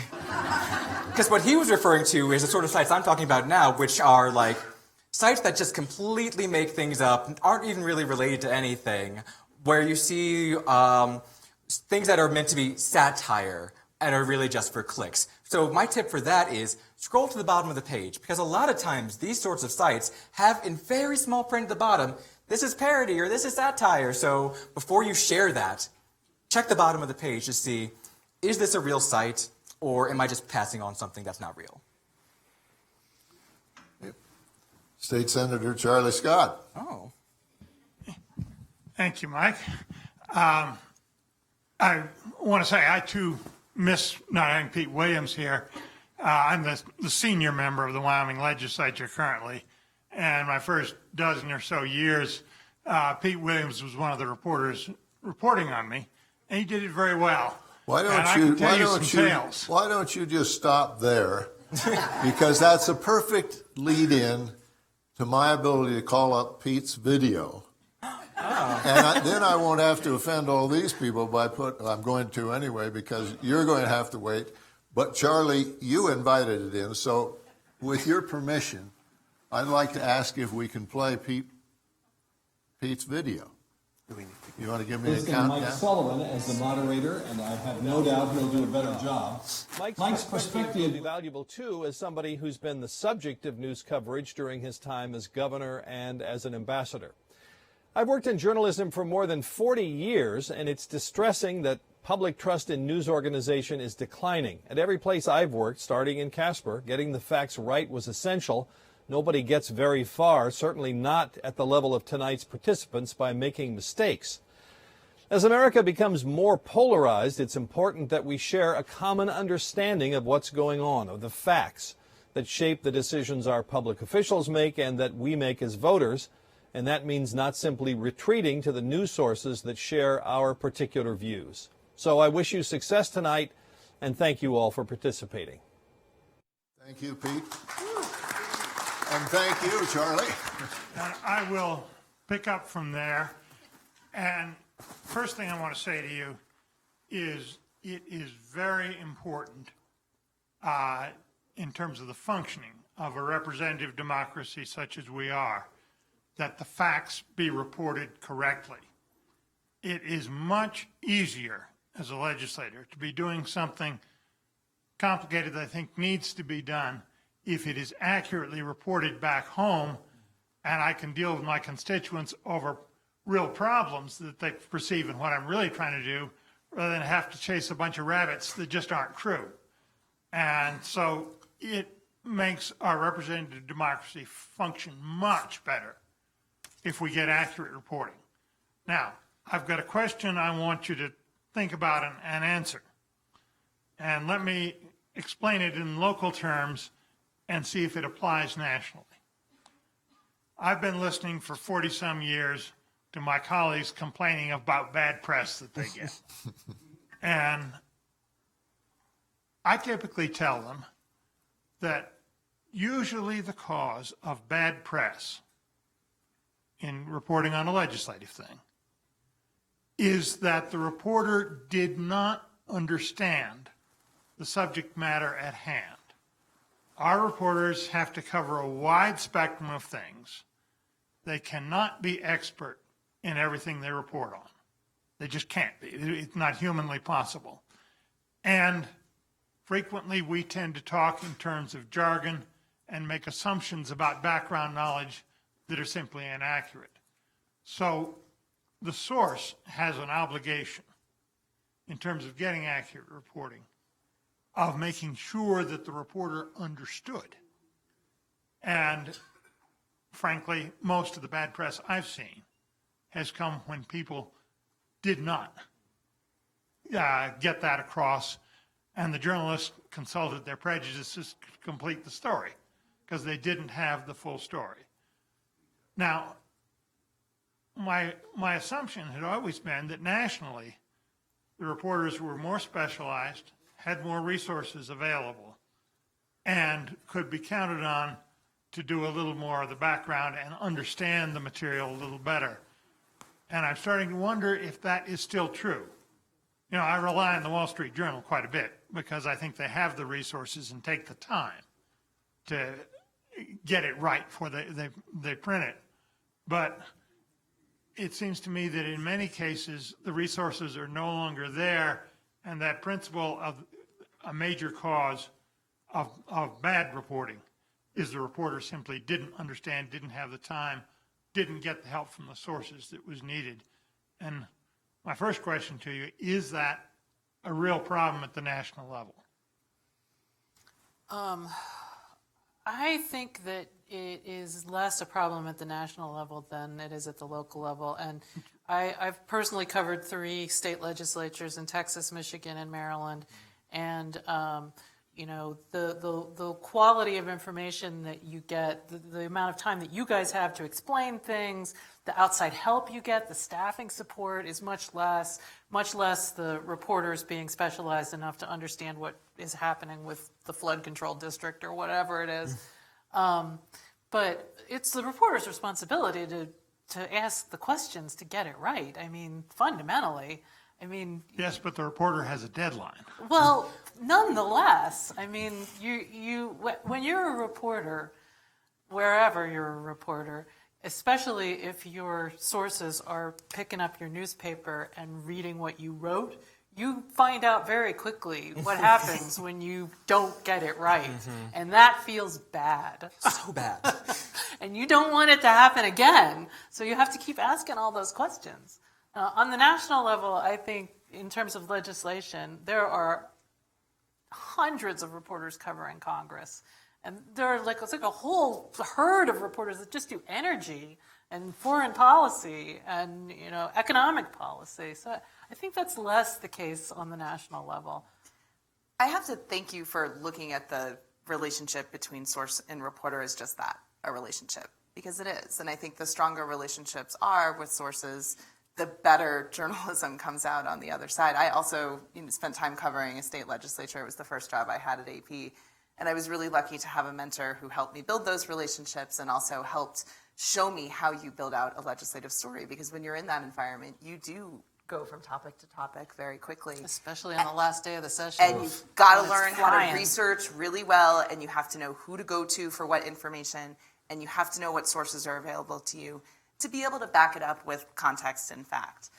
I think, you asked the question about local newsrooms, and I'm glad that you did, because we know, and part of the reason many of us are here tonight is that there are fewer journalists in America right now than there were 10 years ago. That's just a fact. Newsrooms are smaller. And in communities like Casper that rely on local sources of information to understand state government, to understand local government, and to understand what's going on around them, that's something that we have to fight to save. And I think, we mentioned before, we've got reporters in all 50 state houses. In a lot of places, AP's reporters work with the other state house reporters, not just to mentor them, but to also see how we can all work together, right? Not collusion, and that's a really important distinction, but how we can work together to create more news that's valuable to you. And I think, you looking at the relationship with the journalists that are in a given legislature or in Congress as just that, a relationship will help us get there. Okay. I want to raise one other point that I've seen locally and would like you to comment on. I'm increasingly seeing reporters, and somebody mentioned it earlier, who they'll report.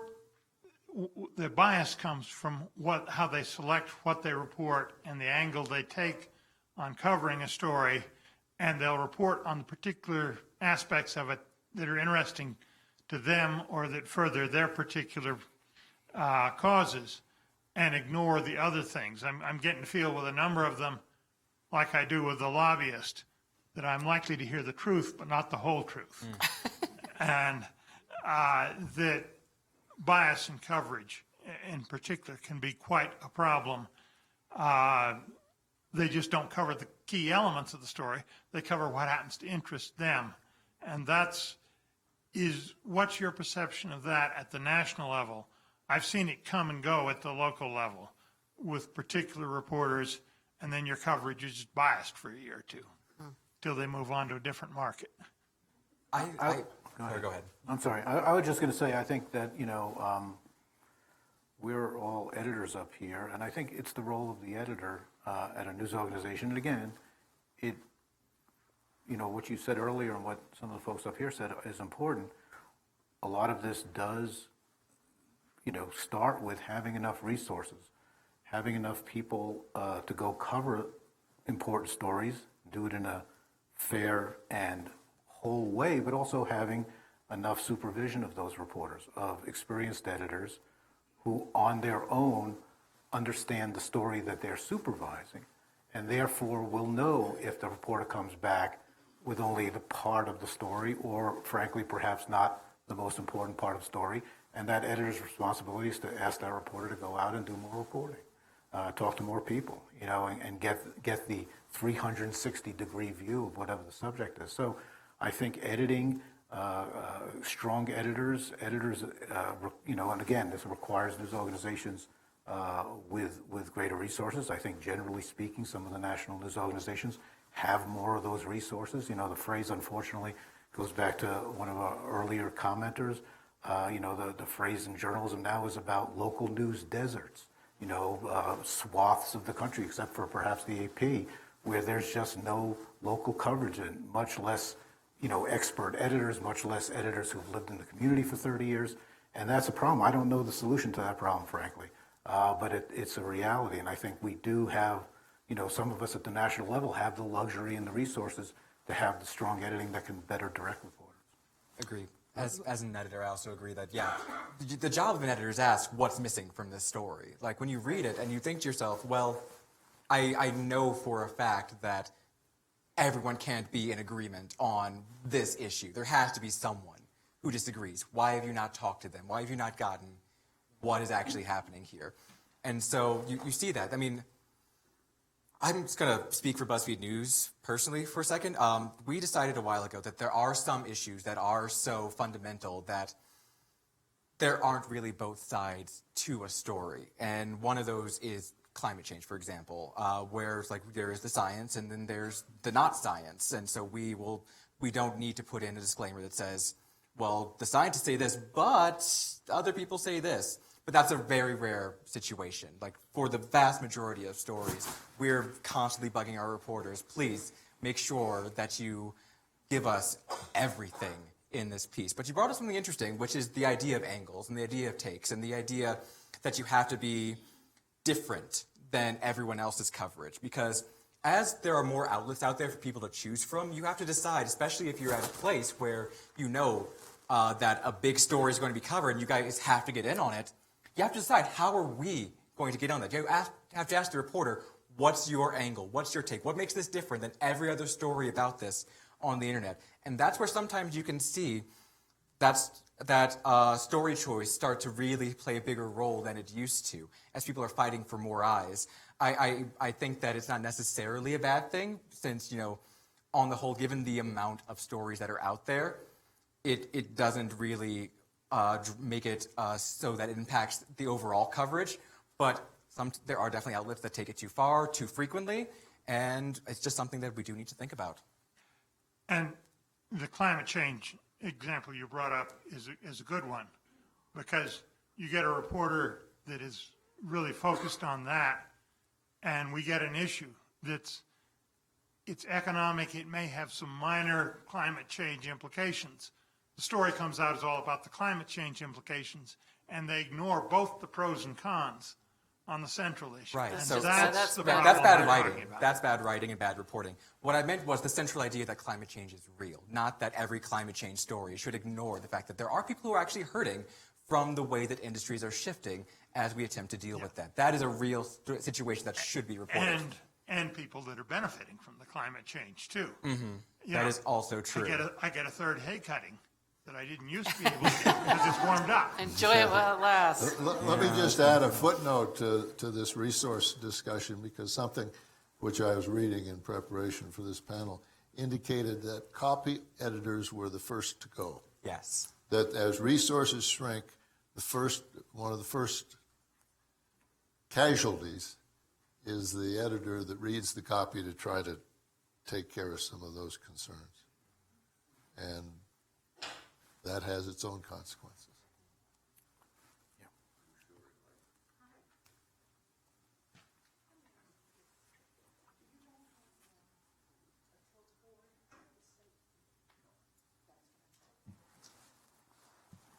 No off-the-record discussions there. Can you get that down low enough for you now? All right. Are you talking about my being vertically challenged? No, I wouldn't even suggest such a thing. I understand. No, I was asking Charlie because we have a new state legislature building, whether or not they have decided to put the tote board up so people can see how our representatives are voting. And Charlie said no, which is sad. We should know how the people are voting. The other thing that concerns me. Get the record roll call 15 seconds after it happens off the internet. Not everyone has the internet, Charlie. The other thing is, in our state, we have certain programs that are very, very popular. I happen to like Longmire. However, if anyone were to look at Longmire night after night or episode after episode, you would swear that Wyoming is full of murderers. There is a murder every episode. So you get to that point. There are other stories that don't seem to be covered at all. One of them being the missing and murdered Indigenous women. We have a hard time. I asked our local people about it, and it seemed that they had to get a grant in order to even cover the story. But we're here in the heart of First Nations people, and it's not covered. That may reflect the fact that my personal bias when I first came into this program was everything is geared to the white male. and that all stories seem to be geared to making sure that the white male is protected, benefited, all kinds of things that happen to benefit the white male. The House or the legislature that Charlie is talking about has very, very few women. And Charlie, how many women are there in our legislature? Frankly, I don't know the current count. It has declined, and that's a matter of you've got to run and get elected. Right, Charlie. Right, okay. However, I have been to those instances between the legislature, the session itself, and there are interim committees. And I attended an interim committee where I presented information about the possibility of getting funds from the Small Business Association in order to benefit or help develop the diversity of the economy in the state of Wyoming, instead of it being so geared to the extraction industry. And when I made that presentation, there was a lot of interest on the part of those guys who were on that panel. And as soon as I switched to another topic, which had to do with wage inequality, their eyes glazed over. There was absolutely no interest in it. And so we have problems getting that kind of legislation through, especially when it is so dominated by that white male that doesn't see interest in that. And so if it's not interesting, it doesn't happen.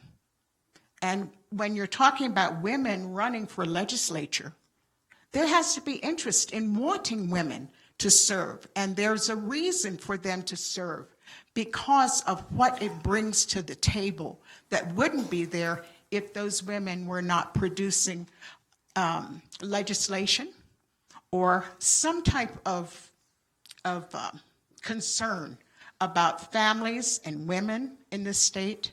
We seem to be just geared to that extraction industry, and now we're dealing with climate change, and people are having a debate of whether or not it's science and all that kind of thing. It doesn't seem to matter when it comes down to the everyday person. So now I'm going to really switch to where I wanted to go to talk with you. I lived in Pittsburgh for a while, and there was a gentleman who produced some really outstanding editorial cartoons. And he was fired because he was too critical of the current president. It seems to me we have to be concerned about that form of journalism. And when we look at the fact that not only was he fired, but the editor hired a conservative cartoonist. And now I'm kind of concerned whether or not things are shrinking in newsrooms, but whether we're moving to an area where the news media is going to be dominated by conservative thinking. And I don't think anybody in this room is worried about that. There's a debate. And not giving us the opportunity to see those other points of view. This guy had been working there for 25 years, had done a great job. And then because they're moving toward the conservative point of view, which means that I've got to ask, what are conservatives now? And what it means to have balanced information. It seems to me that if in that 25 years, he was able to produce balanced editorial cartoons, which are very strong methods of communication. So my question is, what is our future? Are we going to be looking at more and more papers that are conservative and can only present to us editorial cartoons that are considered beneficial to conservative leaders. I think Neil raised the point earlier that our newsrooms need to reflect people with different backgrounds and different experience, whether that be race, income, or even parts of the country where they've lived in. And it's incumbent upon us sitting on this stage who have the ability to hire and have the ability to bring voices into our newsroom to make sure that we're doing that. I think from where I sit, that's how AP can help affect that particular issue, right? You don't arrive at stories that show how textured America is and how different groups interact with each other and what an individual experience is unless you have those voices in your newsroom.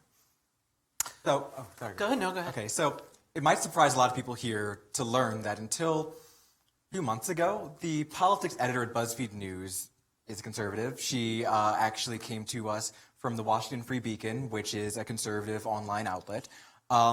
So I don't think that the problem is going to be that too many newspapers or too many outlets are going to take only a conservative point of view. I think that there is concern about trying to harness and trying to figure out what level of backlash a newsroom is willing to take, especially on the editorial side. That, I think, is a real issue that should be discussed, considering, I mean, the ability of an editorialist to make an argument is extremely important. That's not what any of us really deal with, but it's still a very important issue in terms of freedom of speech, in my opinion. Broadly, though, I think that one of the things that has really concerned a lot of people who are used to the way that the media worked 20 years ago, 30 years ago, 40, 50 years ago is, in the last decade especially, there's been a real shift in whose voices are being heard and whose voices are being reported and who's doing the reporting on a large number of issues. And they are bringing, as you said, their own experiences into it. So with that, I think that there's a lot of concern that as more voices are heard, the voices of a lot of people, like people here in Wyoming, that your voices are being drowned out, that you're not being heard, you're not being listened to as more people have their voices raised up through the media.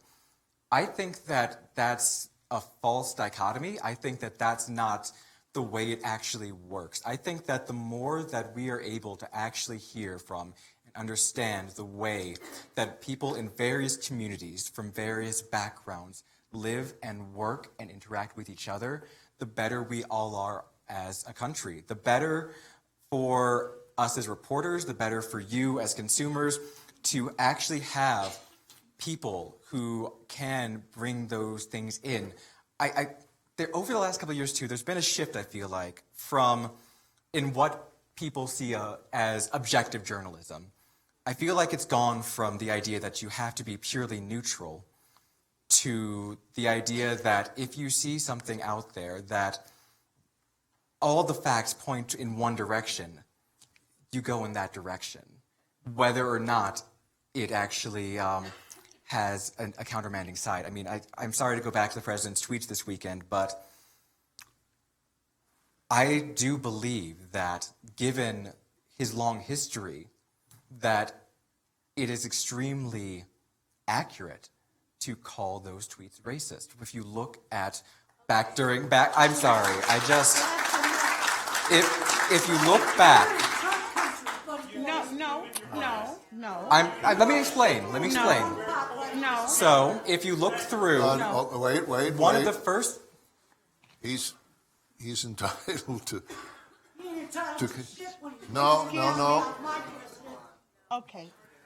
Excuse me. So, if you Excuse me a moment.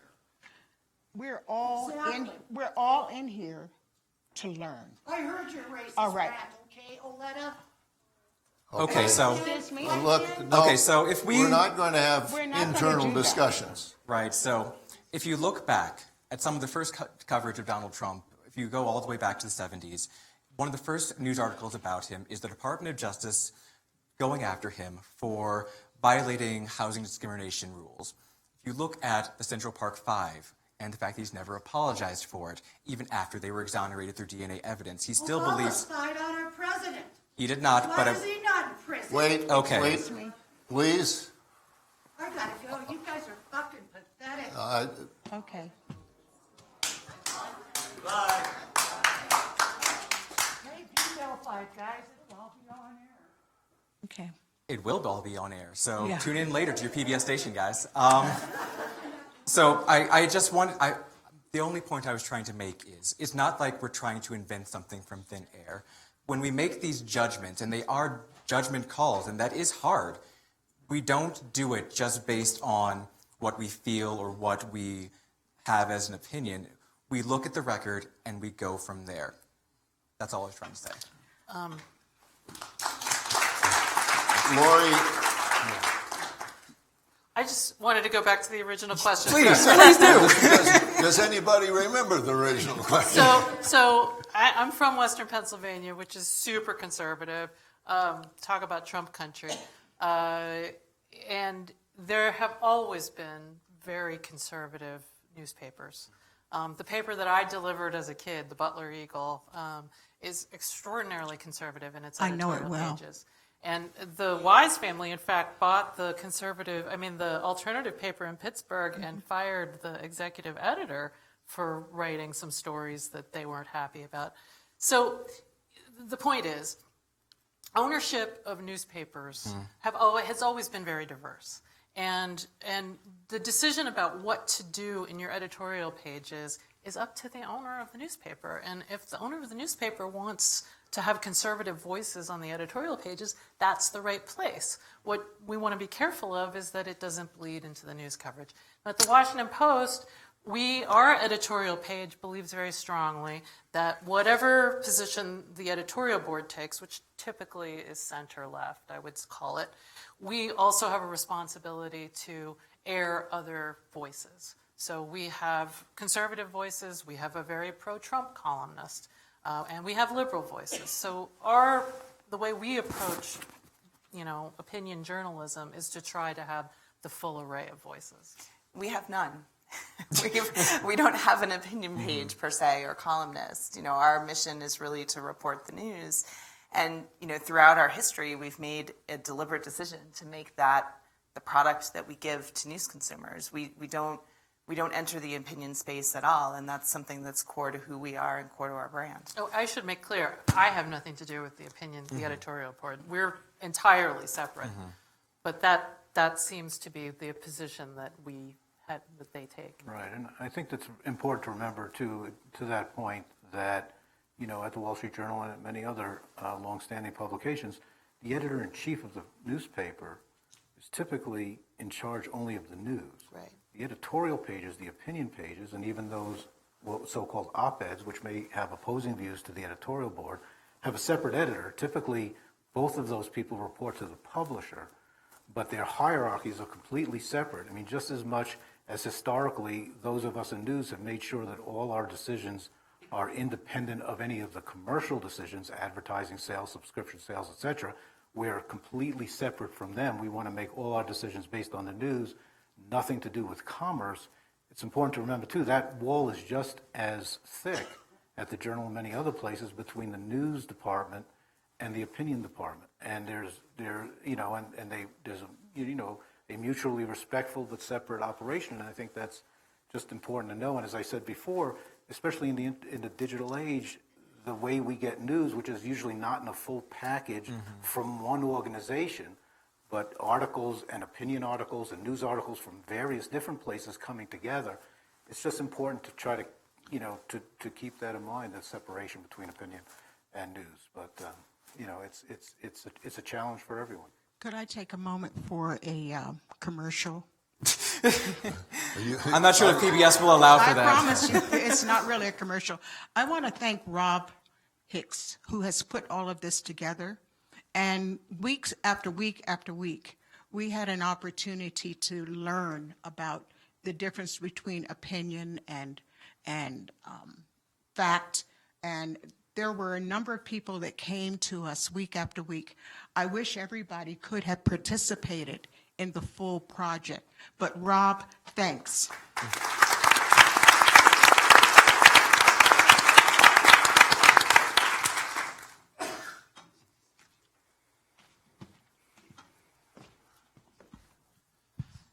Hi, I'm Bradley Erickson. I'm a web developer. I live here in Casper. My question is about the chaos that seems to be going on. I feel like we're seeing it tonight. There's tension and hostility, and it seems like things are polarizing more. I feel like with the popularity of maybe the polarized outlets, that you tend to take that bias to every news outlet that you see. And then on top of that, you guys have talked about things like confirmation bias already. In the web world, I'm fully aware of things like Facebook and Google, your SEO, and how the platforms are controlling the news over the actual news media. And I was just wondering, how do you see news developing over the next 10 years? What does the news media look like? Oh my God, that's We've a great seen in the question. last decade the papers collapse, and we have the news deserts, as you mentioned. And with this polarization moving forward, it seems like the only two options are that one group rises to power and pushes the other down, or we compromise and we maintain a United States. And I believe the compromise is the better choice of the two, and having discussions like this with people that disagree is important. And I was just wondering, as you're looking forward with your companies and your job, how do you see that fourth pillar playing a role in that compromise? Is it possible for us to reconcile with one another and agree to disagree again? Thank you. Thank you. Very thoughtful question. You know, making predictions about the future is, of course, extraordinarily hazardous.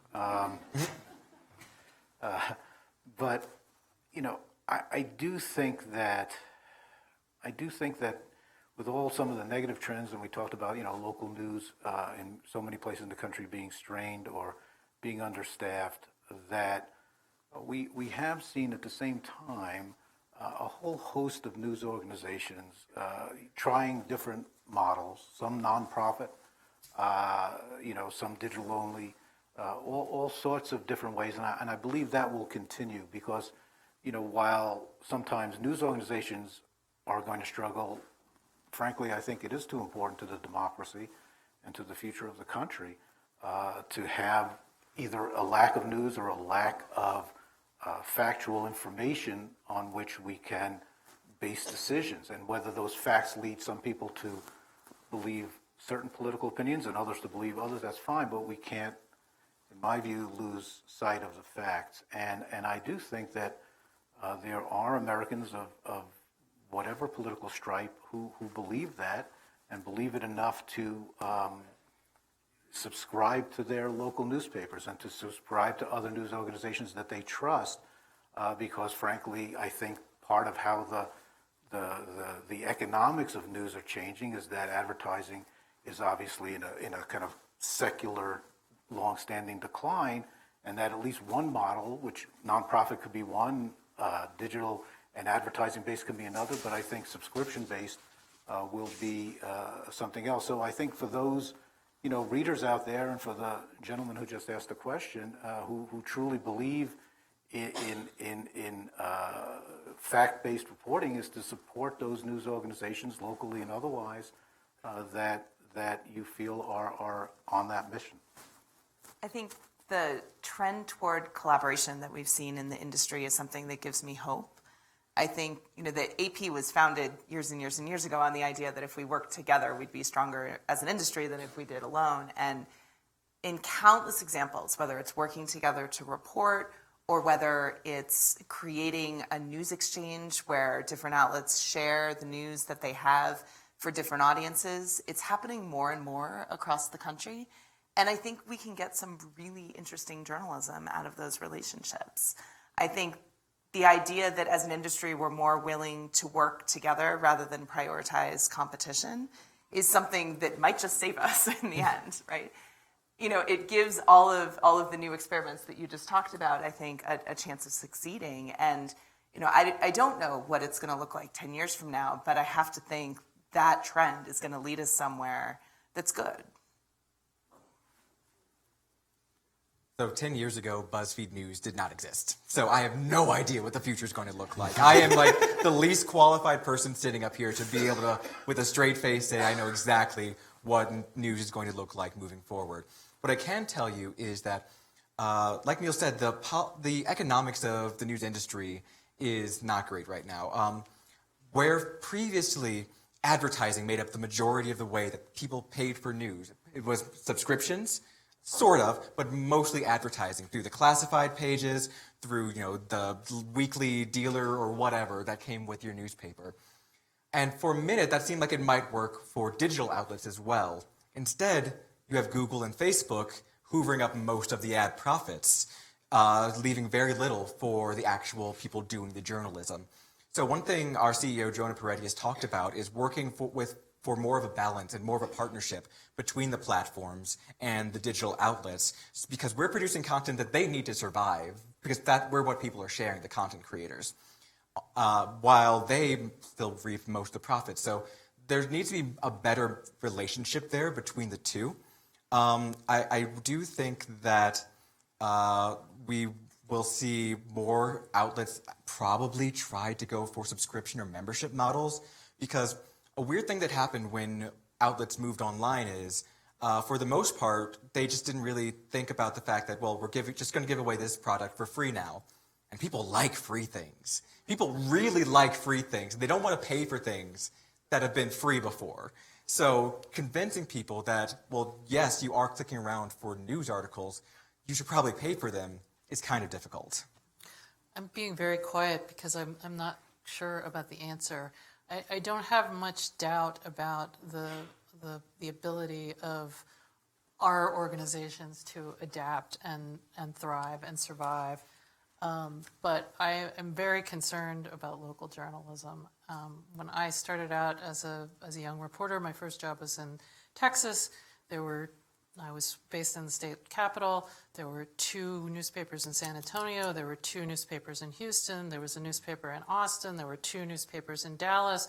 There were fierce newspaper wars all over the state, and people benefited from that journalism and the fact that reporters were just spread out all over the cities, digging into the city council and the county commission and the prisons and the jails and figuring out what was going on.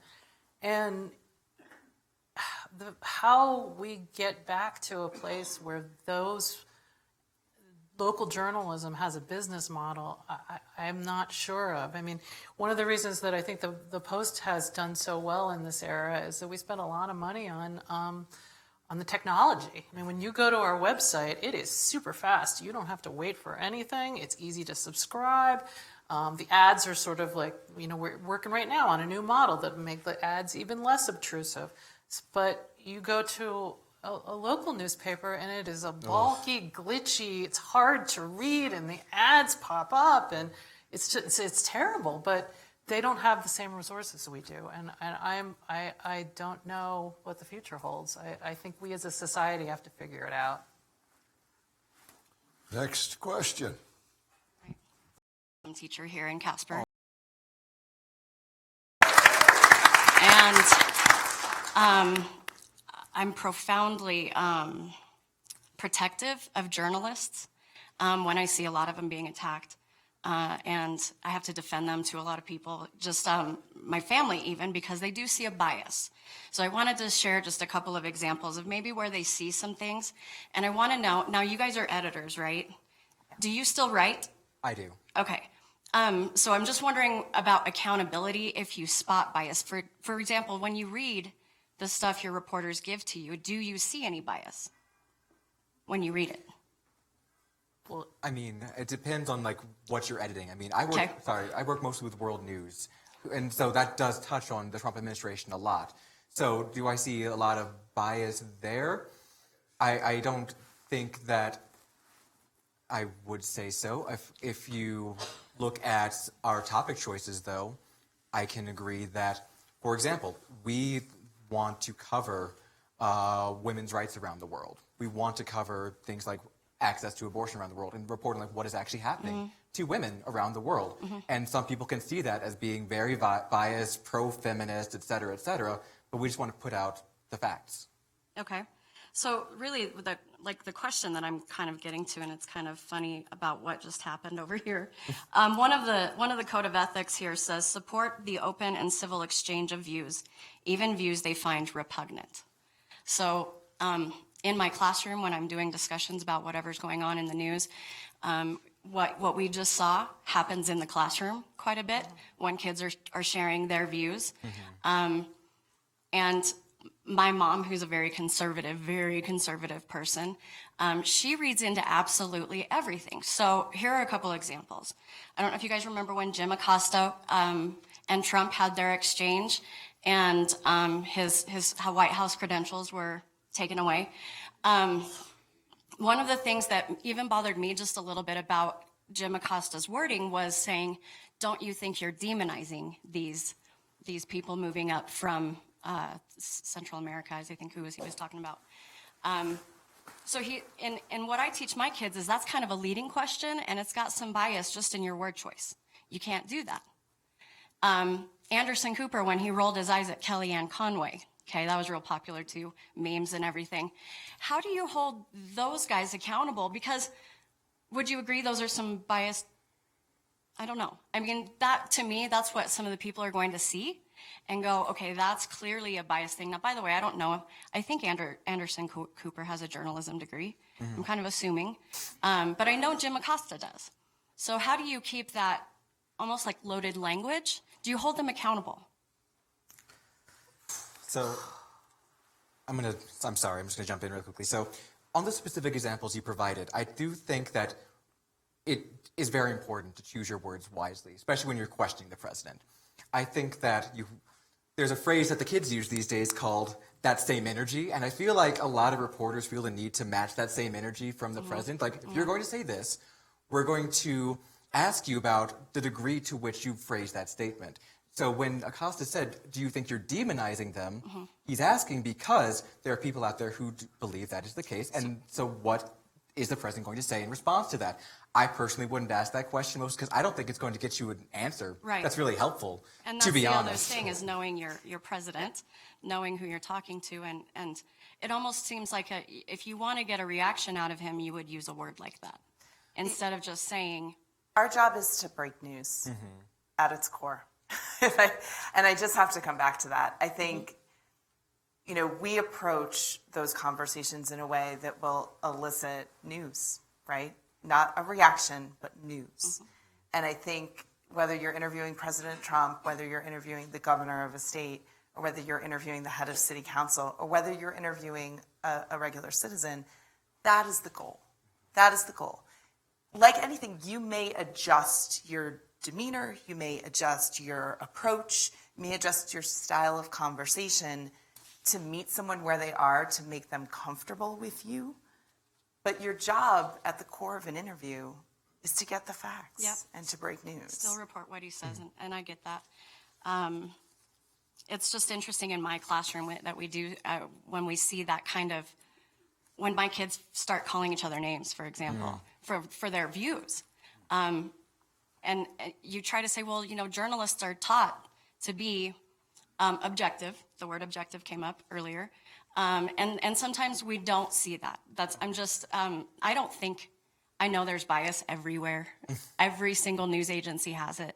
But this civility thing is so important to me, and it's lost. I feel like it's being lost. I feel like now everybody just wants to scream at each other, and it's hard. It's really hard. And our kids here in this community are growing up with that. So I just wanted to know, is there a way I can go back to my kids in my classroom and say, here are some ways that they're being held accountable by their editors if there is a bias? That's all. I think we're very reflective about language all the time, and I talked a little bit earlier in the program just about, sometimes we do get it wrong. And either our editors or our readers will call us on it, or our viewers will call us on it. And we'll reflect on that, and if we need to make a change mid-course, we will. We don't always, sometimes we feel like, and we'll back it up with facts and reporting to explain that this word choice was appropriate because we can back it up with these 3 or 4 facts. I think you do have to be responsive to conversation and criticism. Part of being an objective journalist is being responsible to criticism and being open enough to hear how something might be received. But at the end of the day, you have to be able to support what you've written, shown, or taped with facts. And if you can do that, it's much easier to have a discussion about bias because you have to show that it goes to the facts. I mean, I think one of the most important things about being a reporter is being able to talk to everybody on every side and to have people on every side that you talk to regularly. And you have to have an open enough mind that everybody has biases, right? Everybody has beliefs. Everybody comes from somewhere. But you have to be able to understand the arguments that people are making to you and then reflect those arguments fairly in your reporting so that that person, when they read what you write, sees themselves and not a caricature of themselves. I mean, I used to cover tax policy as a reporter, not an editor. And one of the main committees I covered was the Senate Finance Committee. This was back in the days when Alan Simpson was in town working with Bowles and trying to cut a deal on the budget deficit, which I also covered. But one of my proudest moments was Max Baucus was the chairman from Montana, and the ranking Republican was Orrin Hatch from Utah. And Orrin's Senator Hatch's, one of his top guys on the tax committee came up to me and said, you know, if somebody put a gun to my head, I would have no idea if you were a Democrat or a Republican. I just have no idea. And I'd been writing about tax policy for years. And so that, you don't want people to think you're one thing or another because you want them to trust you to be fair. You want them to talk to you too, right? You're nothing if your sources won't tell you anything. Right. So you have to be able to facilitate those conversations in a way that people will come to you from all different points of view and also all different points of power. Yes. And you can sit next to people in a newsroom for 10 or 20 years and have no idea of what their political background is, but you do know if they're a kick-ass reporter. And so it's also really important to, I think, be able as a journalist to separate out what it is that you yourself believe and what you put onto paper, what you actually write down. So we have a reporter named Lester who was originally hired as an LGBT reporter. That was his beat for BuzzFeed's world news coverage. An LGBT reporter traveling around the world covering gay rights issues. He himself is a gay man. You would think that he's coming at these stories with a strong bias, and he did write stories from the point of view that, well, LGBT people are people. But I gotta tell you, people in the Catholic world, people in the conservative world, they love talking to Lester because they know that he will accurately report on whatever it is that they said. Steve Bannon answered his text all the time back when he was running Breitbart. And that just goes to show you how journalists can do this. They can separate themselves from the story and tell it in a fair way that still gets their point across, but doesn't leave them open to accusations of, well, you're just twisting the story around, It exists. It's out there. Okay. Thank you. Thank you very much. Welcome to Wyoming. Mike. Mike and I might be the only liberals in the room tonight. So, I take exception to that remark. I want to start by saying I work for the TV station.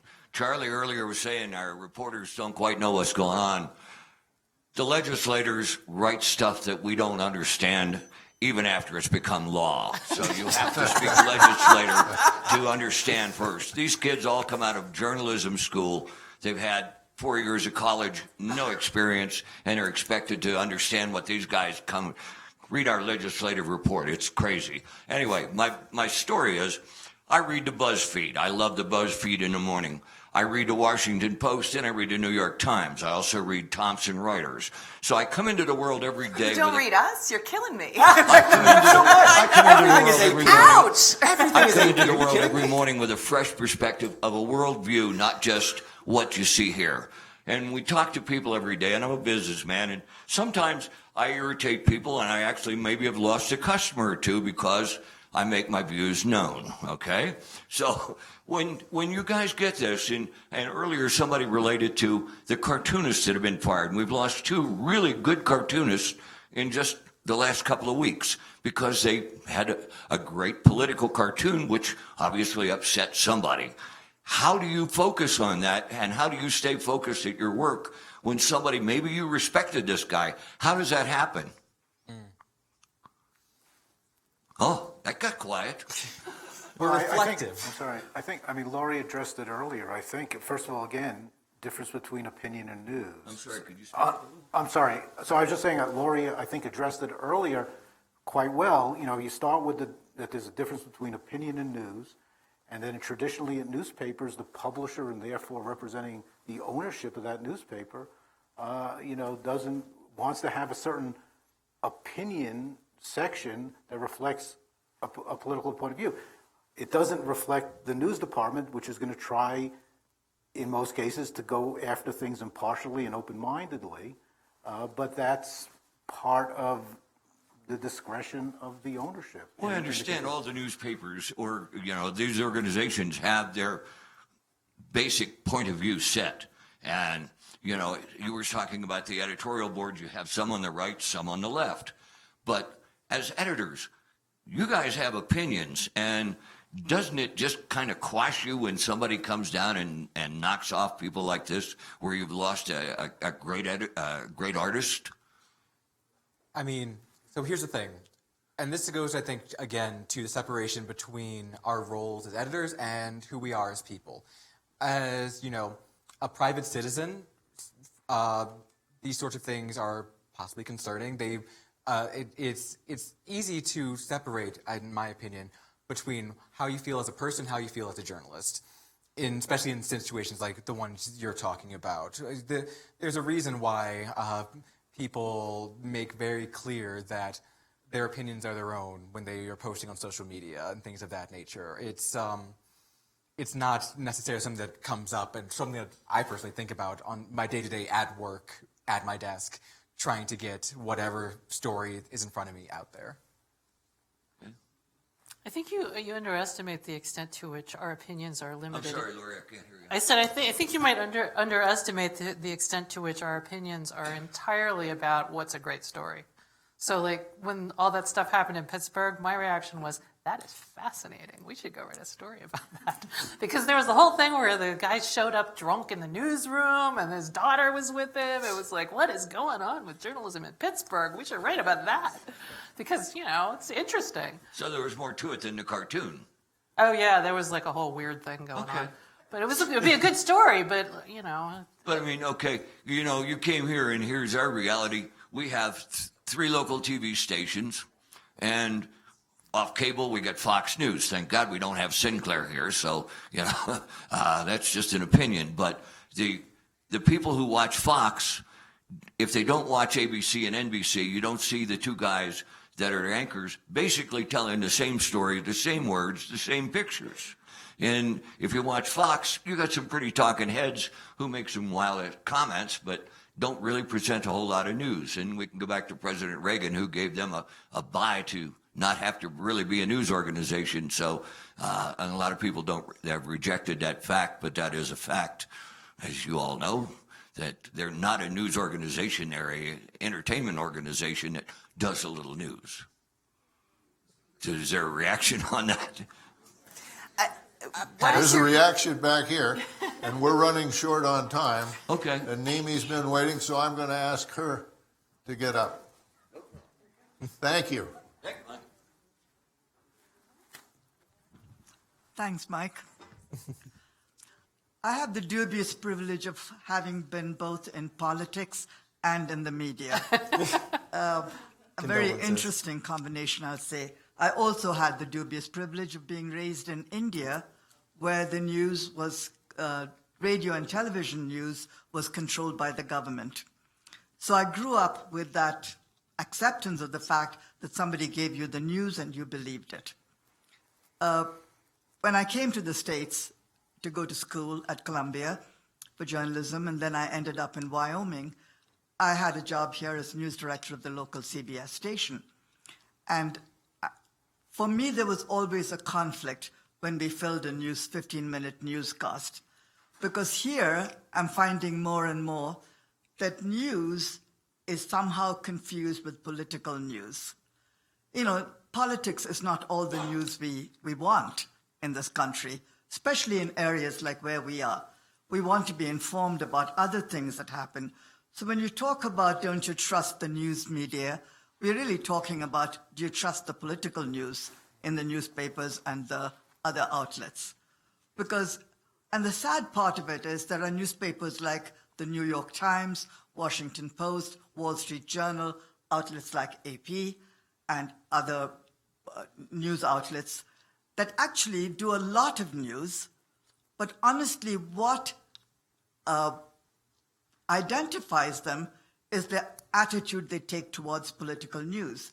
People will dismiss the New York Times as being a liberal paper, having certain political, attitudes and perceptions that people have is that you don't read that paper because they don't support Trump. You don't read that paper because, they're too liberal. And the sad part is a lot of the news is more than politics. And unfortunately, we really do define our news by the political attitudes.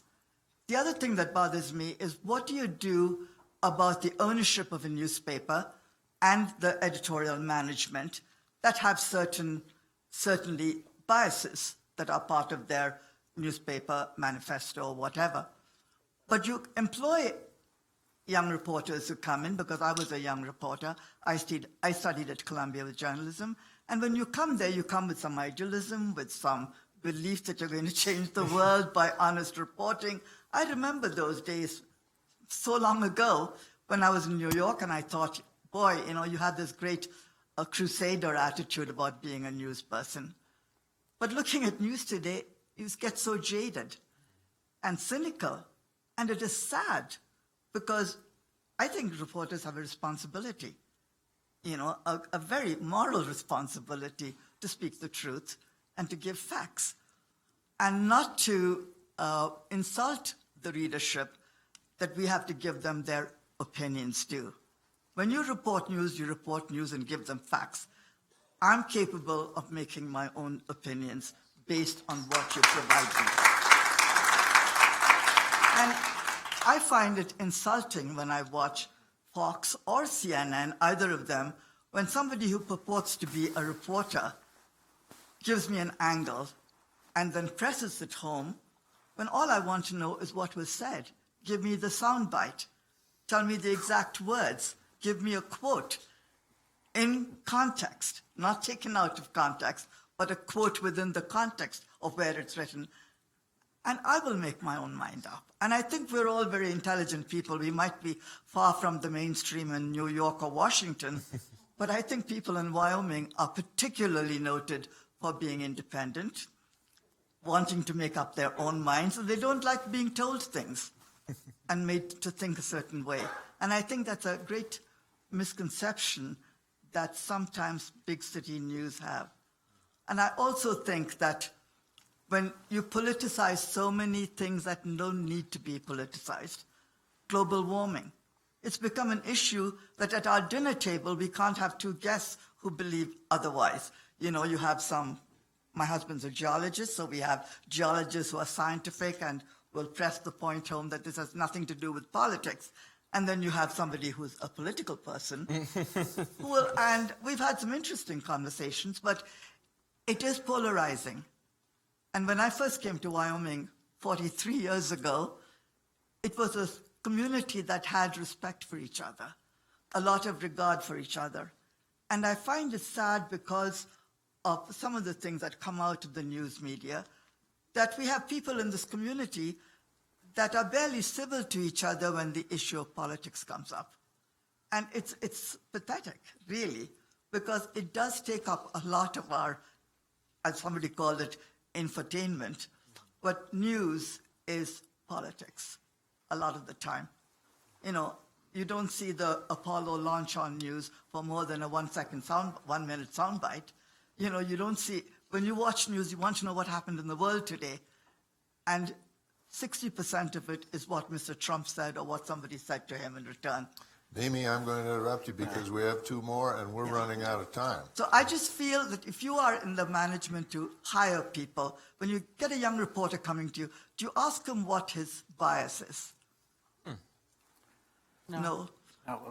I will say yes, but only if they do come from an outlet that has a more particular skew, whether they're able and willing to sublimate that to do honest reporting. And their copy is always free when they speak their hearts or minds in a story? I will say that I'm just saying that yes, that is something that has been asked, and so it's something that I think is important in the sense that can you take what you believe and put that aside to do good, honest reporting? I think that's the only context in which you should be asking that question. I want to know functionally how they report and what they've broken. And I want to know, do they have skills to use the Freedom of Information Act? And I want to know, do they have the skills to develop a deep, deep, deep network of sources of all types? I want to see that they've done that, even if they've been working in small environments. And, you know, I want to know that they know that it's hard. You know, what we do is really hard. And I want them to be willing to work through that. Is there some ethical integrity infused into the process of other ethical guidance in a newspaper? Yeah, I mean, I'll just again answer just for my news organization. We'll let him answer, and then Nimi, yeah, I'll be we'll go to the next one. And just very quickly, I mean, just say 2 things. I mean, I think I would say this. I know my colleagues would say the same thing. Our reporters do go out every day and try to do what you said, which is to present facts in a fair and open-minded way so that citizens can make their own opinions. And secondly, I was the standards editor of the Wall Street Journal for more than 5 years, and we train people in law and ethics constantly. We have a department of 6 experienced editors whose sole job, one way or the other, is to try to maintain and aspire to the highest standards in journalism. So there is a huge devotion of resources to standards and ethics, to training, and to doing it. You know, people who join us know that what we stand for is impartial journalism aiming at the highest standards in journalism, and we expect them, if they want to join us, to adhere to those. I think people will trust the media if ownership and management were also unbiased. Unfortunately, that doesn't work. Thank you, Nimi. Yeah, thank you. So I had a couple of follow-up questions, but I'll skip them because I know we're really short on time. But against my own advice and better judgment, I'm going to touch on the Trump tweets over the weekend. So I think journalists need to be very, very careful to throw around the word racist. And it's thrown around way too often. Ask Nancy Pelosi last week or Joe Biden the week before. And so to understand if somebody is racist, you have to know what's in their heart and in their mind. And unless you do, then it's an opinion. And so why this is so important is because we're talking about reporting facts or reporting opinions. When George Stephanopoulos starts his broadcast saying President Trump made a racist statement, that's stated as a fact. But we don't know if that's a fact or an opinion. And so that's some of the challenge. And I'll use an example that we hear a lot in Wyoming. We hear, and my wife's from California, my kids are from California, so I'm from Wyoming, but I hear all the time, well, you know what, if you don't like the way we do it here, go back to where you come from. And they're meaning California, New York, whatever. They're talking about ideas and thoughts and maybe policy. They're not talking about race. So all I would say is unless you truly know what's in somebody's mind and in their heart, I'd be very careful of using the word racist. Thank you. So we had a conversation about this backstage. all of our news organizations had meetings on Monday, yesterday, it seems so long ago, about whether to use that word. And I'll let others speak for what happened at their news organizations. We did not use the word racist in our own voice to describe the tweets initially. By the end of the day yesterday, we had concluded that we would use the word racist. The executive editor, Marty Barron, made a statement that was included in a news story we did about the decision that explained the history of the term, go back where it came from. It has a long history. We did a whole story about this too, about the long history of, in American politics, of using that idea, go back where you came from, as a racist trope to identify the other, people who are not American, people who don't belong here. Our decision was also guided by the fact that it wasn't just a one-time thing, a little, a tweet in the moment. The president doubled down on it yesterday morning and has continued to go back and forth with AOC and the 4 Democratic congresspersons. Now, there was not unanimity about whether or not we should use that word, much like we had a similar conversation about whether we should use the word lie in regard to what the president does when he shares falsehoods. I agree with the speaker that it is difficult to use those words as a journalist because there is a certain intentionality that you cannot know. You cannot know what is in the heart of the person. Did he really lie, or does he have any idea what the truth is? I don't know. But it's something that we talk about, and there's differences of opinion. And when we reach a decision, in this case to use the word racist, it's because we have reasons and we can back it up and we can tell you why we made the decision to use that word. It's not undertaken lightly at all. And now, it raises the question of, do we have to litigate like every anti-Semitic statement? I mean, it's a whole rabbit's hole to try to parse all this stuff, but this is where the current discourse has brought us.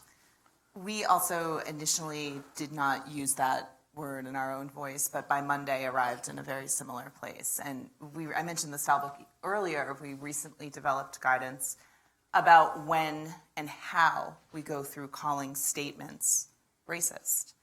One of the things that was really key to us in our discussion was describing the origins of the phrase, much like you described, that it had been used before, and it was akin to telling Black people to go back to Africa.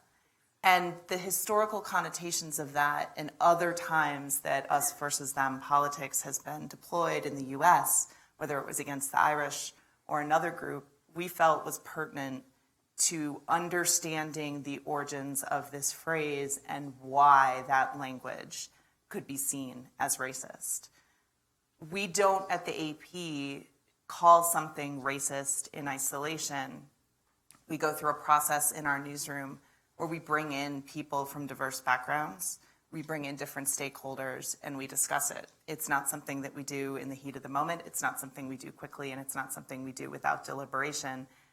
And we also require that we can explain the history behind the statement. I think 2 things in this story are particularly interesting. One is the origin of where those words came from, but also the strategy that was being employed. We also included other examples of when President Trump has said something that can be seen as racist, such as, calling people rapists, I'm sorry. So what we wanted to do there is do both of those things and connect them to what had happened in the tweets that day. But it's not a decision that is taken lightly. And I think, much like the conversation that you had, there were a lot of thoughts about the right course forward. And it's important to make the distinction that we also discussed, that we don't call the president racist. We called the statement, the tweet, racist. And I think that's a really important distinction. I have too much to say to really go into this right now. Then I'm going to call on this young lady. And hi, my name is Ariane. I have degrees in communication and journalism and currently work in public relations for an organization here in town. So I think I have a pretty unique view of the media and an interesting relationship with them. Something that we deal with a lot from my office, and I have to apologize, I would have liked to have posed this to my local journalists, but I unfortunately had to miss that session because of a work commitment. So something that we deal with a lot is that the media is so intent on being the first person to have the story out and being so focused on beating everybody else to the break that accuracy and verification gets pushed to the wayside.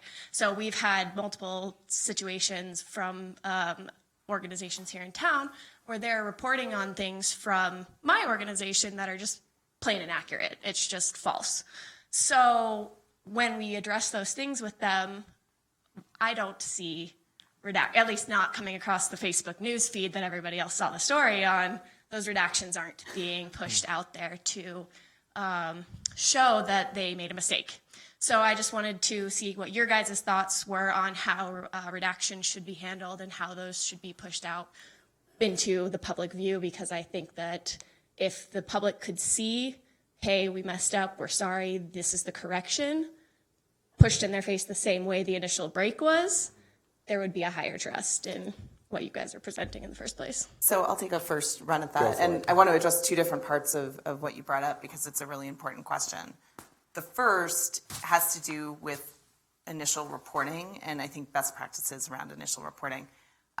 In my role, one of the things that I do at AP is direct breaking news stories, and that can involve weather events, mass shootings, all sorts of situations that in the first hours can be very uncertain. People don't necessarily have a good view of what's happening because it's chaotic, right? Things are happening quickly. It's uncertain. And so one of the things that we constantly say to our reporters is, how do they know?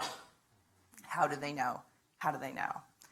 And if we can't answer that question, then we don't report it early in the story. And we are also very quick to reflect if a detail has changed and explain why. So one thing that comes up all the time is that you may hear 15 people were killed. And as it turned out, it was really only 10. But maybe 5 of the bodies hadn't gone to the morgue yet, and the law enforcement got the count wrong. It's not their fault, okay? It's chaotic. We'll explain in the story. The initial count, they said, was 15, but circumstances have changed. This is what they are, and now we're down to 10. And I think in the course of reporting, particularly around situations that involve trauma and chaos, and many, many different people and many, many different perspectives, you have to be transparent in your reporting process in the moment, not just at the end of the day. So we do 2 types of corrections and clarifications. Some of those happen as a story evolves. If key details change, we're very transparent, both in notes to our editors who may be using the content for their audiences, and even in the body of a story about how facts have changed. When we get something wrong, and we no longer have the ability to do that with a live story, we will attach the correction that says a couple of things. 1, what we erroneously reported.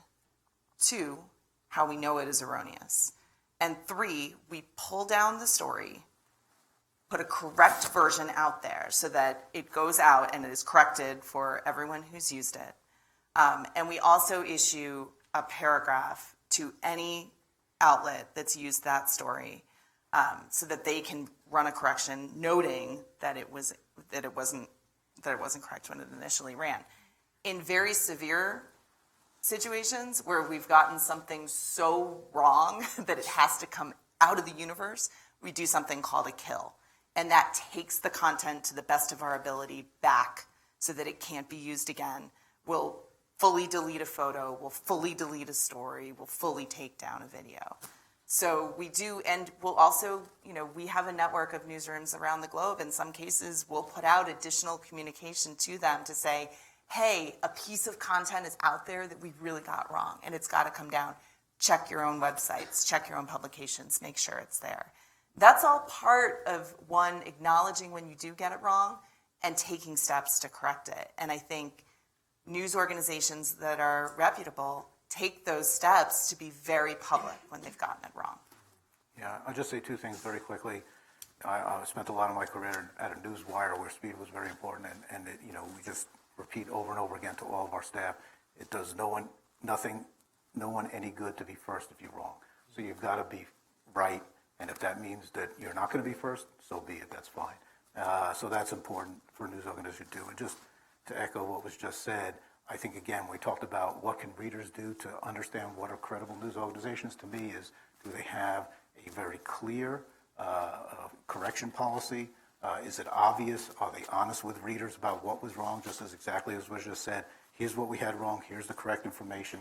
Attach it to the story so it always lives there, et cetera, et cetera. So I think those are all crucial things. One, a colleague of mine had this phrase that we correct the small things so that people will trust us to correct the big things. And one of my favorites when I was the standards editor is we called Indiana University the University of Indiana. Oof. And we corrected it because it was the wrong proper name. It's Indiana University. It's not the University of Indiana. So, if you've got to be willing to correct things at that level, you've got to correct things that are more substantive when they come up. And I do think that is to me, that's one of the hallmarks of a news organization that deserves people's trust. Right. And so for us too, you put a link, you put something at the bottom of the story that says this was wrong, here's what was right. Depending on whether it was the core part of the story or whether it was something that we tweeted out from us, then we'll specifically put out like a tweet or Facebook post or whatever saying this was wrong, this is what happened or whatever, please read the corrected version.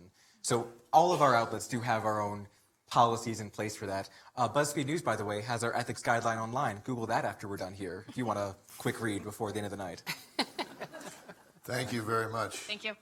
And Sloan, I'm going to give you the last question, and I'm going to do that only because I know you talk in 30-second sound bites. Absolutely. Sloan Dickey with K2 News. I'm one of those young local reporters here in Casper. I want to thank you all so much for coming out. This is a very important conversation to me on the other end, kind of in the small market news.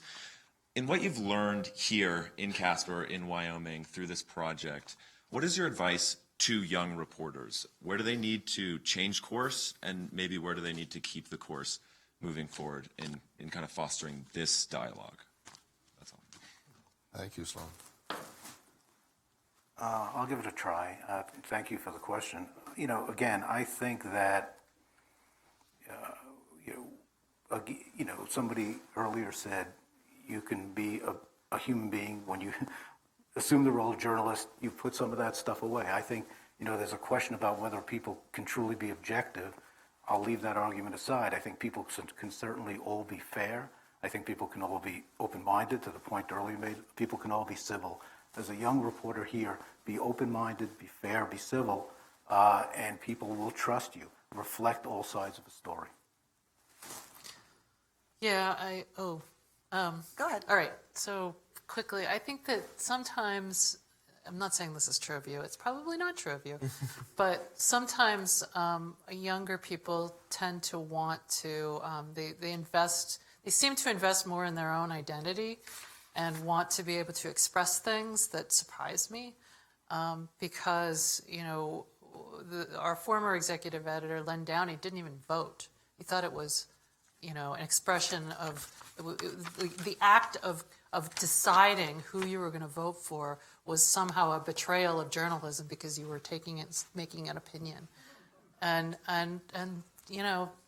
that to me is you have to conclude that you're not going to go march in that thing that you believe in, and you're not going to go wave a banner about something, and you're not going to say things on Twitter that will make people question where your heart is.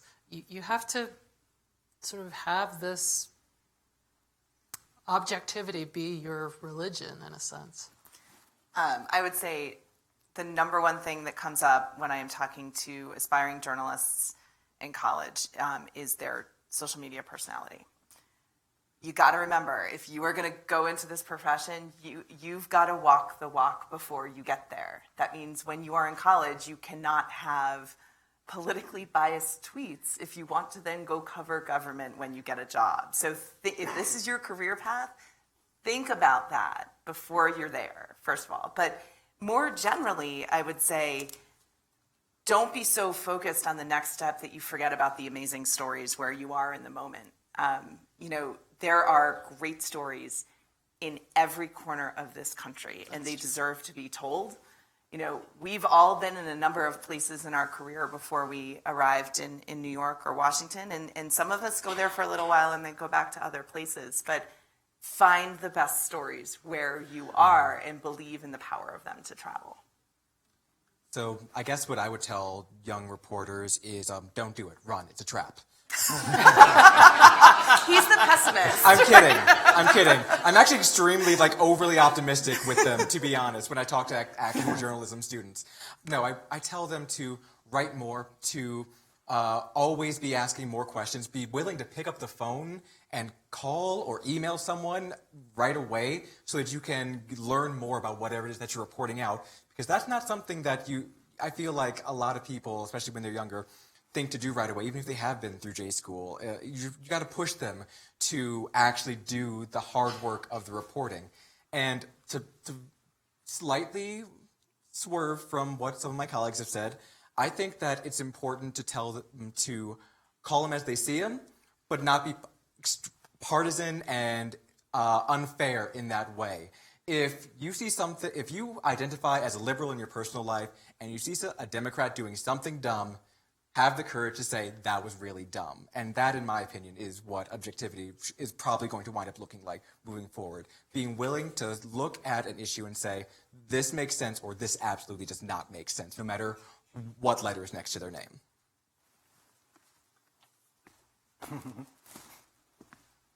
Okay. Oh, you're on the podium. I thought I was in trouble. I was like, wow, you've been removed from the You panel. thought I was going to chastise you for that remark. Well, I said when we started that this was an opportunity. And I believe it was an opportunity, but to me it was a privilege to listen to very professional reporters and to learn more about the news business. We may still look at it, and they may not have improved the 32% because there are not enough of us here to make much of a dent in it. But I think we have all been benefited by listening to these professionals and listening to you. And thank those of you who asked questions very much for participating. I had been given a couple of additional questions that Rod, I think, wanted me to ask, but they didn't compare well with the ones you were asking, and we used up the time. I will say, here it is, I had a text from a citizen watching it on the streaming, I assume, asked them if an appropriate business strategy is for the print media to take on the cable media. Now, there would be a story. And I think we've heard, and some of us have expressed some of those issues. I'd like to thank Rod again for putting all of this together.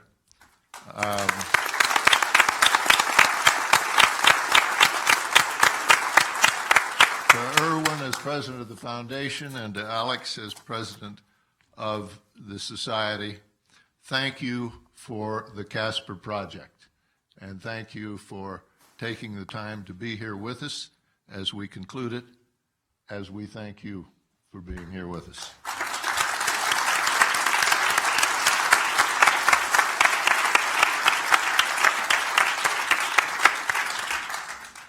Thank you, Governor, and I don't think that Pete Williams could have done as good. So thank you for stepping up. Strong words. I'm not going to take your time. We went over a little. We had a very good discussion here. It's something that will continue. My job is to continue having these discussions, and I will, with both with people here in Casper and elsewhere around the country. I want to tell you this. Those of you who have your cell phones, we usually tell you to shut them off, but we sent you an email. We just want you to just quickly tell us how we did or what you thought about here, you have in your phone or in your email a short survey. It's really short. It's like 3 demographic questions and 3 other questions, and they're multiple choice. It doesn't take you long. I encourage you to just answer them right now while I do the commercials. So go ahead, take out your phones. It's okay. I already mentioned Town Square Media, which was one of our supporters here. I want to recognize a few other organizations. First of all, Wyoming PBS is live streaming this, and there's a chance that this program will be broadcast later this year, perhaps in the fall. So we want to thank Wyoming PBS for doing that, and they were very involved, so thank you. And there are a couple of foundations in Wyoming that recognize that what we were doing here was important. And so they also gave us some support. And I want to thank the Wyoming Community Foundation and Wyoming Humanities for the support that they gave to us to this project. And last, I want to thank Casper College. Like I said, this is the 5th session. This is my 5th time coming here, meeting with the same people. Happy to have the additional people today. And Casper College has been very accommodating. They've been very helpful, and they gave us this really nice space to use here. So thank you, Casper College. Now, the survey that I sent you was so short. Who's already completed it? What? Come on, it's 3 questions. All right.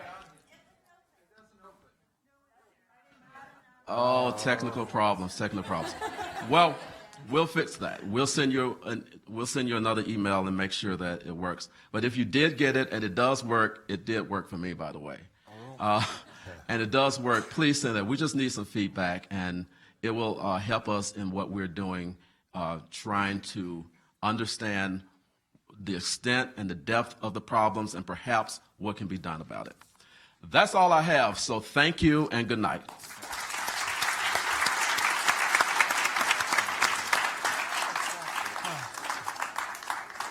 Thank you, sir. Thanks, Neil. It's been a pleasure.